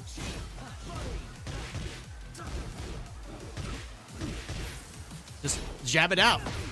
We're boxing. Lows. 3 in the row. Line them up. I mean, that's some bloody Oh, wow. ankles right there. Turn it around, Spike. It's the wall too. A conversion. I like the optimization. Oh, back one. Interrupted. Yeah. Don't take this disrespect, Barbecue. Fight back. All right, well, Texas enters the chat because Oh! Smoking Hot needs all the help he can get right now. Fox Fury gets the wall again. Barbecue. Very reminiscent of their first matchup earlier. Falling back here. Oh, wow. Stand 2 off the duck of back 1. I don't even know if that was a punish. I think he just waited. Rump. Put the rump in the pump and get that jump on. All right. No, can't press. Oh, no more playing around. By Fox Fury. Oh, the deck jab. All right. Oh, goes mid, mid. keeps it simple. Oh, that string caught the weave to the right. Oh, good block. No punish. Yeah. 2-1 has a lot more tracking than do you think. Those bear claws get a little bit of the booty and a lot of this left step. Really good round. When Smoking Hot was finally heating up to take it back, I think Servbot's got the momentum. The serve bot. Look like Barbecue had a little bit going there, but you know, Barbecue's gotta invent something new. We gotta see something crazy. Oh yeah, like some throws. If Serve's just gonna stand there, make him break some throws. Ooh. Yeah, 5-box Fury at the wall. I love me some Kansas City. I like it sweet, but even sweeter, Smoking Hot, doing it tangy. Saucing it down. Doing a lot. Going crazy. Oh, nice. Staying safe. Interrupting. Interrupted again. Servbot cannot press. None shall pass. Oh, no punish on wall stand 2. Down 2-1. That's a killer move online. Hard to react to. Yeah, I like how Smoking Hot now is just playing quick and compact. I mean, Servbot just has to basically call out a high at this point because he can't get anything in. Oh, no! Loaded scale damage here. Got the wake up of the back forward 2 off the delay. Gets a counter hit from downtown. Smart stuff. I was waiting for that second hit, and so was Smoking Hot. And he went, wait, it didn't come? My turn to press? Oh, no, how can I die? Rock and roll bear circus. Here we go. Oh, running slide. I didn't even think he could get the slide from there. He was just Who moving in slow motion. Oh, wow. Taught this bear how to play baseball. This is crazy. Nice. Oh, nice. Rip the string early. Barbecue staying disciplined. Playing some defense. Back forward 2. Finds its mark. Yeah, it was already alongside the wall. Smart. Caught him ducking. Roll again. Caught him ducking. Smart. Broke his guard. Why weren't you ducking? Yeah. Man, why are you ducking? Why didn't you duck? Why didn't you do it? This is set point right now for King Serba, but yeah, that was a third strike moment. I sweep him 3 times and then uppercut it. My goodness. Barbecue on survival point. You gotta let this go into no way. Oh, Not like this. Not like this. not like this, Barbecue. Good block and great punish. Oh no, the bear, a leg trick. Flip over, no tornado. Oh, Okay. interrupt the heat smash. Come on, Barbecue. There's got to be something left in the tank. Serve tried to do the thing he did last year against Barbecue. That worked. That hit him. Jabbing him out. Okay, only buttons, only counters, and King Servbot handles it 3-0, but a heartbreaking final round each and every time. Shout outs your third place finish. Oh my, smoking hot DJ, your boy looked good, but DJ, you looked a little bit better. Yeah, Serve. You know, he's been improving. It's hard to play against Servbot, especially in the long set. He's willing to show you everything at first glance, and then he'll just cycle through all the options to make you second guess every read you had. And Barbecue did a good job at changing the pace in second, third games. You know, willing to interrupt Servbot on these charged strings, willing to just let the strings rock, get these counter hits in. But again, Servbot got in Barbecue's head, making the wrong reads, and Servbot just made the most of every interaction. Shout out to Smoking Hot Barbecue. What a fantastic run, leaving them at third place. Great run. We did better than they did last year, but again, that was befell by Servbot himself. So, Yeah, and Servbot, did very, very well, and playing Smoking Hot and playing Servbot already from months ago, the improvement is already showing up. I mean, these are our grinders. These are the best of the best. These are the people that, you're not seeing here just because of the special event we had here. Great support, and we love to have them here along with our other competitors. But these are the people that you see making top 8s at our online bracket. So this is no slouch. This feels like a Tuesday, Wednesday, or Thursday night on the best levels. So you are going to get the real deal grand finals pride. We're so happy to show you Trizzy and Servbot. Again, this is going to be a rematch of your winner's final. Yeah, we're getting the run back from King Servbot. I believe last year the grand final was Trizzy versus RV Chris. I believe that was the final last year. That is. RV Chris reset the win last year, but RV Chris is not here. You have Servbot now in grand finals. Loser side. You guys don't know how the double bracket works. Since Servbot's coming out of losers, he has to win twice. He has to win first of one first to 3 to reset the bracket because Trizzy hasn't lost yet.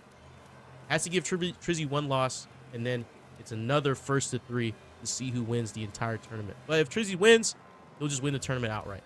So yeah, we don't speak of the grand words of the reset until it is close to reality, because we dare not mention her name.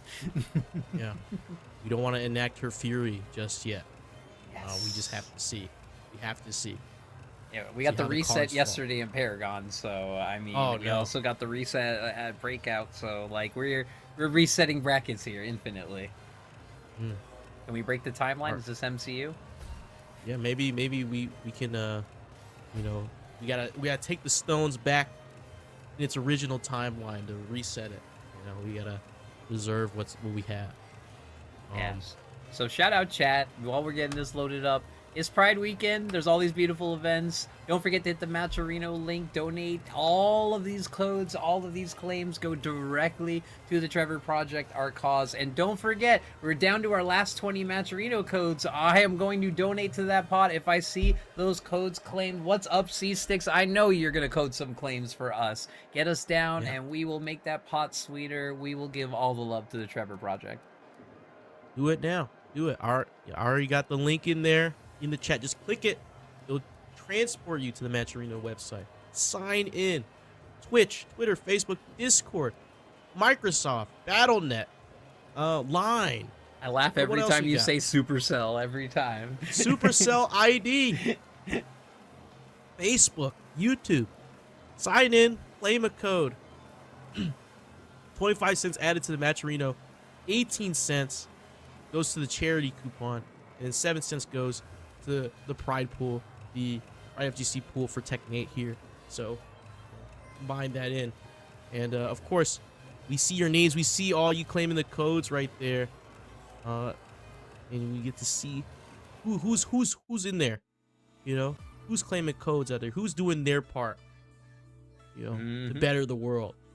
And, Super. you know, while we're getting it going, what are y'all playing, chat? Like, what are you playing right now? Because I'm playing a lot more than just Tekken right now. What have you been playing, Maya? So Forza has been on the list. Also, Fear Effect 2 got a report and a remastering on PC. So I mean, I love me some old stuff. And I was showing my friend, I was a teenage exocolonist again, so that made me go through a few runs of it. If you've never played I Was a Teenage Exocolonist, it is very queer friendly, very queer coded, very fun life deck builder game that has an amazing narrative that I've seen on the level of Arcana and a few other games. What about you, DJ? I have a severe backlog because I buy games, but I haven't played them. I haven't booted them up. So Okay. on the list, first thing, 007 First Light. I want to do a playthrough of that game. I also have Metal Gear Solid Delta sitting in my library waiting to be played. Final Fantasy Remake, Intergrade, and Rebirth. So I need to play those because it'll be my second foray into the Final Fantasy universe. I tried 15, wasn't my thing, so we're gonna try like 7 remake and see how it goes. So, you've only played 15 and 7 remake. That's crazy. I haven't touched 7 remake. That's the thing. I've only played 15. Okay. Interesting. And I tried Final Fantasy 14 online, and I tried 3 times. Jay keeps trying to make me play that game. And I'm like, I can't do it. I'm sorry, I can't do it. Yeah, I'm sorry. You can't tell someone who's not an MMO nut and not a JRPG nut to get into 14 like it's just a slice of candy. As someone who played 11 for over 20,000, like, I can't tell any of my friends because, yeah, even if you're a Final Fantasy nut, you still can't, like, bring someone over in the MMORPG land, even though I will say, as someone who didn't play through all of 14, the story, if you got it on a YouTube video or in a nutshell or had a friend run through the coils of stuff for you, it has an amazing story on the level of other Final Fantasies. But again, you have to go through a lifetime of work to get to that story. Yeah. I respect it for what it is. I just can't. Like, I've played a few fair share of my MMOs, most of them free ones. I played a ton. I played a lot of Terra. I played a lot of what was it? I forgot it already. Guild Wars 3 got announced. That was really cool to see. I want to get into Guild Wars 3. I played a little bit of Guild Wars. Spent a whole 2. match in Conway hearing about everyone who loved Guild Wars. I wasn't a Guild Wars person, you know. I think I was stuck in some RuneScape hole at that time, you know. I've tried RuneScape a little bit too. I think I'm just it didn't hit. If I was a little bit older, maybe. It was if I was the right age at the right time for RuneScape, I think I would have got in. What else? I played a ton. I forget all of them. Well, Get all of them. you know, Jay's asking what we're, you know, excited for, what we're looking for. Well, let me tell you an easy one. Coming in 4 days, not some grand, huge game coming out in the future.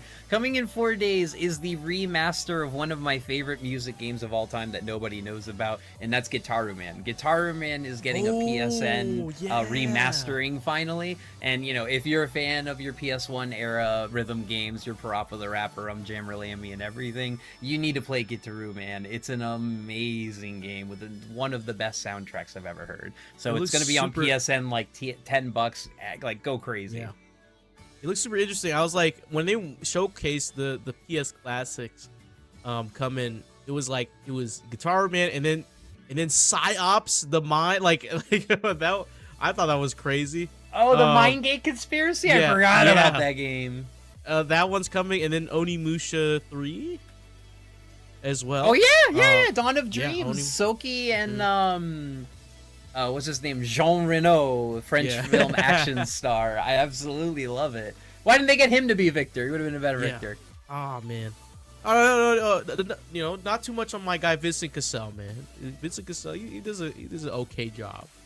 You know? He does an okay job. What? Yeah, he's all great. Yeah. I think he's also a main character in another game that's coming out. Valor Mortis, a first-person Souls-like. He's the main voice of that game. I think of Napoleon. I think that's supposed to be Napoleon. I'm not sure. Napoleon era, like Souls-like, freaking demon thing. I don't know. I'm looking forward to Metro 2039. That is my most anticipated game. I love the Metro series. Okay. Outside of fighting games, I am a FPS nut and an FPS nutcase. You know, I've played Escape from Tarkov. I've played freaking Stalker, you know, Valorant, all these things. I've played all the shooters, and I like these atmospheric, post-apocalyptic little things. I like those. Metro Exodus, I think it's in my top 25 games of all time. I think it's really? I think maybe in my top 10. Yeah, I was really impressed because I got it basically on one of my many like fanatical or humble bundles, and I got like both of the first 2 games, and it really blew me away. And it was a game I was not expecting to play. Yeah, we got all codes claimed. Boom! Bam! Boom! Oh, we hitting it. We did it. Now we gotta. What I gotta match here? Easy. Well, let me see. 20 bills, easy, no problem. Oh, and now we got a bracket. See, donate and ye shall receive your final match of the night, grand finals. King Servbot, we gotta do it twice against Trizzy, the grand final rapper. Woo! I like this new custom. Is this the arcade heck room? I forgot he did one of these before. I'm not sure if this is arcade heck room or not. Future Tech Bear gets dark upward for his troubles. Wow. Nice float. Gets the heat burst going into it. 84 damage. Oh! Gotta watch out for the bear. Get up. Smack him down. Okay. I like it. I like what I'm seeing. Oh, both players in rage. Gonna use the demon. Oh my gosh. The demon breath got blocked, and then the hop kick. Watch the movie. Trizzy's gonna make you see it. Put the bear in the Dark Nebula. I love how our local Caleb just loves to say, you know, Armor King has such a cool rage art animation. It's because he stole all the coolness from King's. King's is lame. Yeah, King's is very... You know, when we first saw it, you know, when King first got revealed, you're like, okay, that's kind of cool. But then you look at it too hard, and you're like, what kind of hold is he putting the opponent through? It seems awkward. That man jumped 20 feet in the air to put his own back on display. Okay. Yeah, okay. Like, this is no aura rage art. The auraless rage art. Like Jins. He just punches a hole through you? Alright. Alright. I'm just glad you said it. Even on reveal, even on review, everyone's like, that Rage Art's weak. And he had to follow that up after Kazuya's Rage Art peeks you in the ground and the whole world explodes. Come on. All right, in between these rounds, I'll think of another one. In between it, Trizzy, let him fall down, just menacing. Oh, wow. Never mind. We got setups. All right, I was just game I'm looking forward to: Silent Hill Townfall, because any Silent Hill. Ooh, game- yes. Yes. That game looks so atmospheric. I want to play that and stream it and wet my pants because I'm a scared bitch when it comes to horror games. Like Resident Evil 7, I like games that explore the universe within the universe, you know? Instead of it being about the mainline characters, it's just about someone going through some Silent Hill stuff. Yeah, like, you know, because the things aren't just happening to the main characters, it's happening all around the world, you know? Plus... Oh, 100%. Oh, yeah. Speaking of just like that was the Resident Evil movie was production mentioned, but let me mention to you that right now, Trizzy the Rapper is continuing the winning streak. 4 up right now, needs 2 more to take our bracket. Oh, man, Trizzy not missing a beat. He was waiting all that time in grand finals, just chilling. And Servbot, again, has to find the adjustment, has to find the new layer. Trizzy just seems to have figured the bear out, and this might be type of a matchup thing. Maybe, you know, Bear's struggle into Armor King a little bit. Who knows? Maybe this is we're seeing that on display. But I think that this Armor King has so many poking and mid tools that shut the bear down. It's gonna make, you know, King Surbot either have to be way more pokey, way more aggressive, or just sit back in neutral. And it's not like, you know, since he is playing bear, he can't really sidestep. Backdash is not too much of an option. So you're going to get caught by the Trizzy hop kick, even if you try to dash block. And try to set some weird timing to catch him off guard. But the giant swing's going to hit here. Hits the wall. Damage buff for slamming that wall. Put the hands up in the T pose. Good block on the heat. Ooh. Good duck. Finally ducking that string. Oh, had let it rock earlier. We're in game 2. Easy. One game that nobody played that I love to death. Control. So the sequel Control Resonant coming out in the year. It looks like Prototype. Yes. Gameplay. Like that's what I'm really excited for. Prototype is so dope because I don't like lightning characters, but I love First Light so much. Yeah, it's so good. It's so good. I like it. Also, game I'm really anticipating. Star Wars Galactic Racer. We're pod racing, baby. Oh yeah. We're pod racing. I'm not a Star Wars person. Mode. I'm not a Star Wars person, either. but I love pod racing. We're like if I could race in the universe, like I want more universes to race in. That's it. Yeah, you know, it's if like I got career mode. Oh, it's a dustier, future but classicer Wipeout game. That's everything I want. Exactly. Need that. We need that in the racing genre. We need games like that. All right. Smack him out. Swipe him. Let me have it. No. Oh, the brakes. 1-1-1 G Clef Cannon gets to the wall. Heat burst to extend. Shooting star. Oh, we avoided somehow a little bit. Heat burst avoided the twin pistons. Oh my goodness. And Booty unscaled gets the kill. Yes, Trizzy plays offline. Definitely saw him at Combo Breaker doing good things, but huge swipe, excuse me, my damage. Now starts packing on the pressure, playing a little different, but the hop kick arrives all the same. Trizzy inevitable with the hop kick. Okay. Oh, even the spin. Oh no, missed. The last hit went into the low because he went for the launch one too many.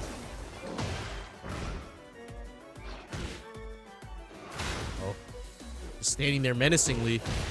Oh, avoided the alley kick. Went for the twin pistons. We could rob this back. We can't get the balcony break here, but we're rolling. Oh, nice. Wait, that's the wall. Oh, no way. No! No, not out of range. But the jab is gonna do it. Oh wow, Surfbot tying up this set already. I understand the impulse even from a seasoned competitor like Trizzy. That person whiffed their rage art. I could at least get a jab in. How could she slap? Oh, I can't believe it. We're rematching right back on the same stage. Let's just go. Let's just see what happens. Oh, a 3! Avoided the bad Jaguar 4. Oh my goodness. Deep burst. This is Huss. Smack him down. Oh, the hop kick almost worked. It gets counter hit. Heat smash. The pride ball. And the small stubby legs. The nubby stubbies doing work here. Oh, what a duck. Doesn't get the hop kick punish. Oh, crap. Oh, we're rolling. We're in game 3. Easy one, easy one. New Stellar Blade. Can't wait. Oh, yes. Celebrate Blood Rain. Looks good. She's playing like freaking God Hand, just like doing all these punches and combo. Do it. Oi! I mean, it was exactly the game I needed to play after having, played Nier Automata like 5 times. It was just like the good action breakup from it. Also, game 3 for me, gotta be Ocarina of Time remake. I'm so glad right. Easy I bucket. bought a Switch 2 so early before the price increase. I'm justified now. I'm justified in my purchase. Head, butt, and the Oh. pair of pistons in the opposite to where are you Whoa. going? Into another plane of existence. Oh my. The hop kick. All right, hun. Kingdom Hearts 4. All right. I Oh, can't yeah, believe we coming watched 2028. I can't believe we watched Summer Games Fest, didn't see anything, and then the Nintendo Direct dropped the Kingdom Hearts trailer that everyone was clowning on me in Feast chat, saying it would never happen. Hit the Switch Sports Resort as well. With the No, thumb new war. Rhythm Heaven. New Rhythm. Oh yes, Heaven. Rhythm Heaven Groove. Oh my, and it's co-op. It's co-op. There's Slap, there's slap. multiplayer. Oh my, slap, right there on beat. King Surbot, 2-1. Since we're on a Nintendo kick, Fire Emblem fans, come on. Yes, Fortune's Wheel. that Fire Emblem looks so sick. It looks so sick. Oh, like Yeah. I swear it moved. You know what I'm saying? Like when I saw that trailer, it moved a little bit. It moved. It jumped slightly. Fun fact: there is no break for that throw. No break. 444. The brawler kick. As I think it's called. That is Why exactly is all the name. the wrestling names all just like gut punch and like it's just so straightforward. Oh, Yeah, I mean, Oh, the she hop needs it. I'll just tell you, the bear, she needs it. Oh, unbreakable. wait, no, you could have pressed that win button. Oh, that is a win Oh, button. I guess not. We'll just set up for 4-4 neutral too. We'll just win that one.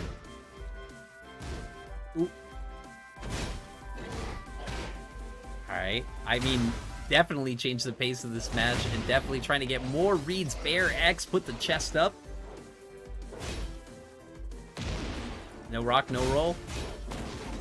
Oh yes, nice slide. Oh, little uncharged salmon hunter. Oh, gets the guard break. We get the wall, but it's a low splat. Went for the guard break again. Duck, but no punish. Generic. Or sorry, no, it's a heat. It's a homing. Oh, Okay. Nice little lull.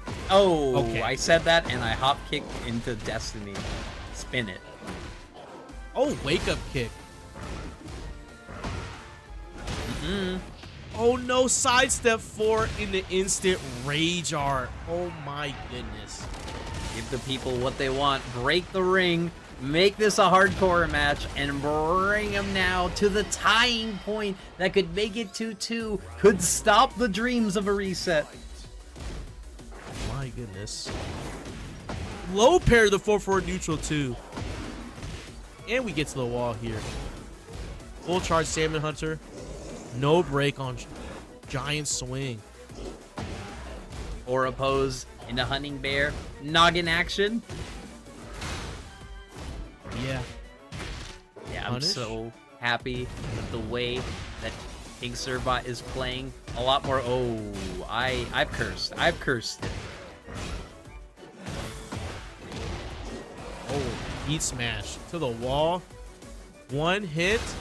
Servbot still has heat. Went for the low. Low again. The shimmy. No punish on the. Whoa! No punish on the punish on the punish. Oh, the table flip. Oh, okay. Alley kick. Frizzy the Rapper ties up the set. We're going to a game 5 in grand final.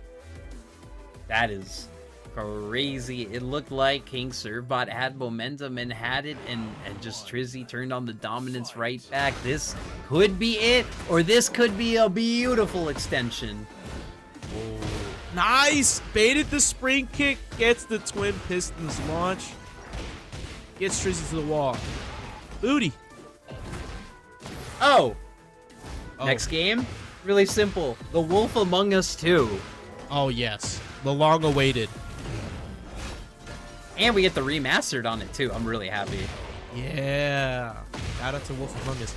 My next game, also Star Wars. Star Wars Zero Company. I'm a big XCOM fan. So I like the little turn-based. I think it'd be really nice to play as up 4-3. Up 3. Finds Trizzy. Puts him in the corner. Setting up for something.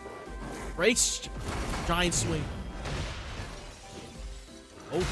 Okay. All right, don't let him have it. Just break him. Extra. Oh, and even got the wall splat. Ugh. Oh my. Oh, got the back throw. That's guaranteed. Somehow gets the conversion. Excuse me? Oh no. Trizzy's on something different. Set point. Tournament point. Everything point. Ah. Shining Wizard broken. The duck. The hop kick. Will this send Trizzy to the promised land? Breaks the balcony. Oh my goodness. No, he dropped it. Heat smash. In the mid, Trizzy the Rapper is your PRIDEfgc Tekken 8 2026 champion. I think. Wait a minute. Is that 2 years in a row, or is it RV Chris who won it last year? Because that might be a two-peat. Last year. Oh no, it was RV Chris stealing in the last round. Okay, well, Trizzy came back a year later and said, I'm taking Pride, I'm taking the belt, and I'm doing it as the villain, too. He came back with a heel arc. Absolutely. And he played out of his mind. That one, the round before last round, that combo conversion at the end, incredible. He's been really honing this armor king, and it shows against his play against Servbot. Didn't need to worry about it. Got it done. Got the launches. Got everything he needed. But slap it back against the wall. It was a beautiful final set. And finding the layers when we've already played a long set with each other, that takes a lot of work. Yeah, and it's an endurance test, making it all the way to grand finals, and just running out of gas for Servbot. Servbot tried to find answers and openings in Trizzy's defense. Found some gaps early on in some of these games, but Trizzy covered them up immediately, and switched to a different timing, switched to some different moves, and used the movement to his advantage. Yeah, and production telling us, in 2025 last year, it was the Battle of Two Swordsmen. Now it's the Beasts of Nature. I love the title. Shoutouts production. We are doing beautiful things. And of course, that is going to do a just for the Tekken tournament, because PRIDEfgc is rolling on all weekend long. We're going to take a look at this bracket one last time and recognize our top 8 and all the fine folks who got us here. So tell us on the winner's side, DJ. Ooh, let's look at it. I mean, Trizzy the Rapper almost going relatively undefeated until he had to face Servbot in the finals, in the grand finals. Servbot dispatching Barbecue and, trying to move on, but that 3-0 from Trizzy was a close one still. Even though it does say 3-0, there were some games that could went either way.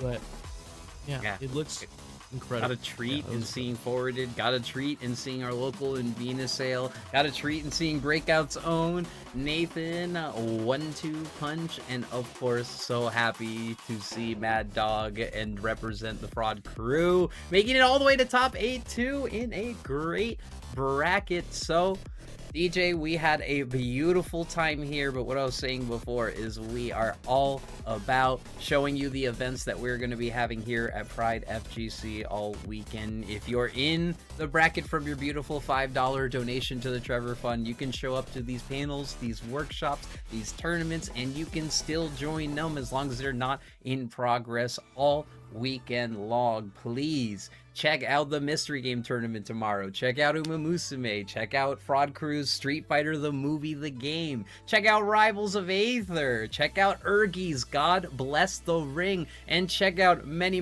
good wait, Digimon Rumble Arena? Oh, I kind of need that. Bingo. Bingo. Oh my goodness. Oh man. So many great things, and it's just been such a fun time to do this. Shout out to Ubo and Kumo for holding down the mic earlier in pools. And it's just, again, always a wonderful time casting with you, Maya. And it's so great to do it on, this stage in this event. It's really, special. This event is a special place in my heart, for sure. Yes, and we're going to be rating all into another one of our fine recommended streamers from our PRIDEfgc crew. Karaoke. Karaoke. So the fun is not stopping. Whoever wants to sign up for karaoke, belt out. Go belt out. Queue up for a song. But all right, again, PRIDEfgc whole weekend got more stuff going on. So be sure to link up and see what you want to get into. Yes. So signing off for everyone, I am Maya or my asthma FGC. I love you, eggs. I love you, people, and I love you as you are. Please hit me up for games, and please hit me up if you want to talk nerdy fandoms, because I will talk that gay shit all the time. Much love, and DJ, take us home. Yep, you can find me, DJ Simfix, on Twitter, Twitch, YouTube. You can also find me in person at Hip Hop Kick later on in July 25th, or if you want to see me, if you're in the Louisiana area, if you're in Baton Rouge specifically, last Saturdays of every month we have our monthly at Little Wars on Jefferson Highway. Be sure to check us out there, and of course check out Slam later on in October, the South Louisiana Major. I will be there as well. All of Louisiana is going to show up and show out, especially some great Tekken out there as well. But we're going to go right into some more karaoke, so the fun isn't going to stop here. Please stay and stick around, and be sure to donate to the Trevor Project. And without further ado, we're going to sign off. It's been Maya. It's been DJ. We love you. Stay true to yourself. And, go kiss somebody. I don't know. Go hug somebody. Do something. Smooch a cutie. Smooch a cutie.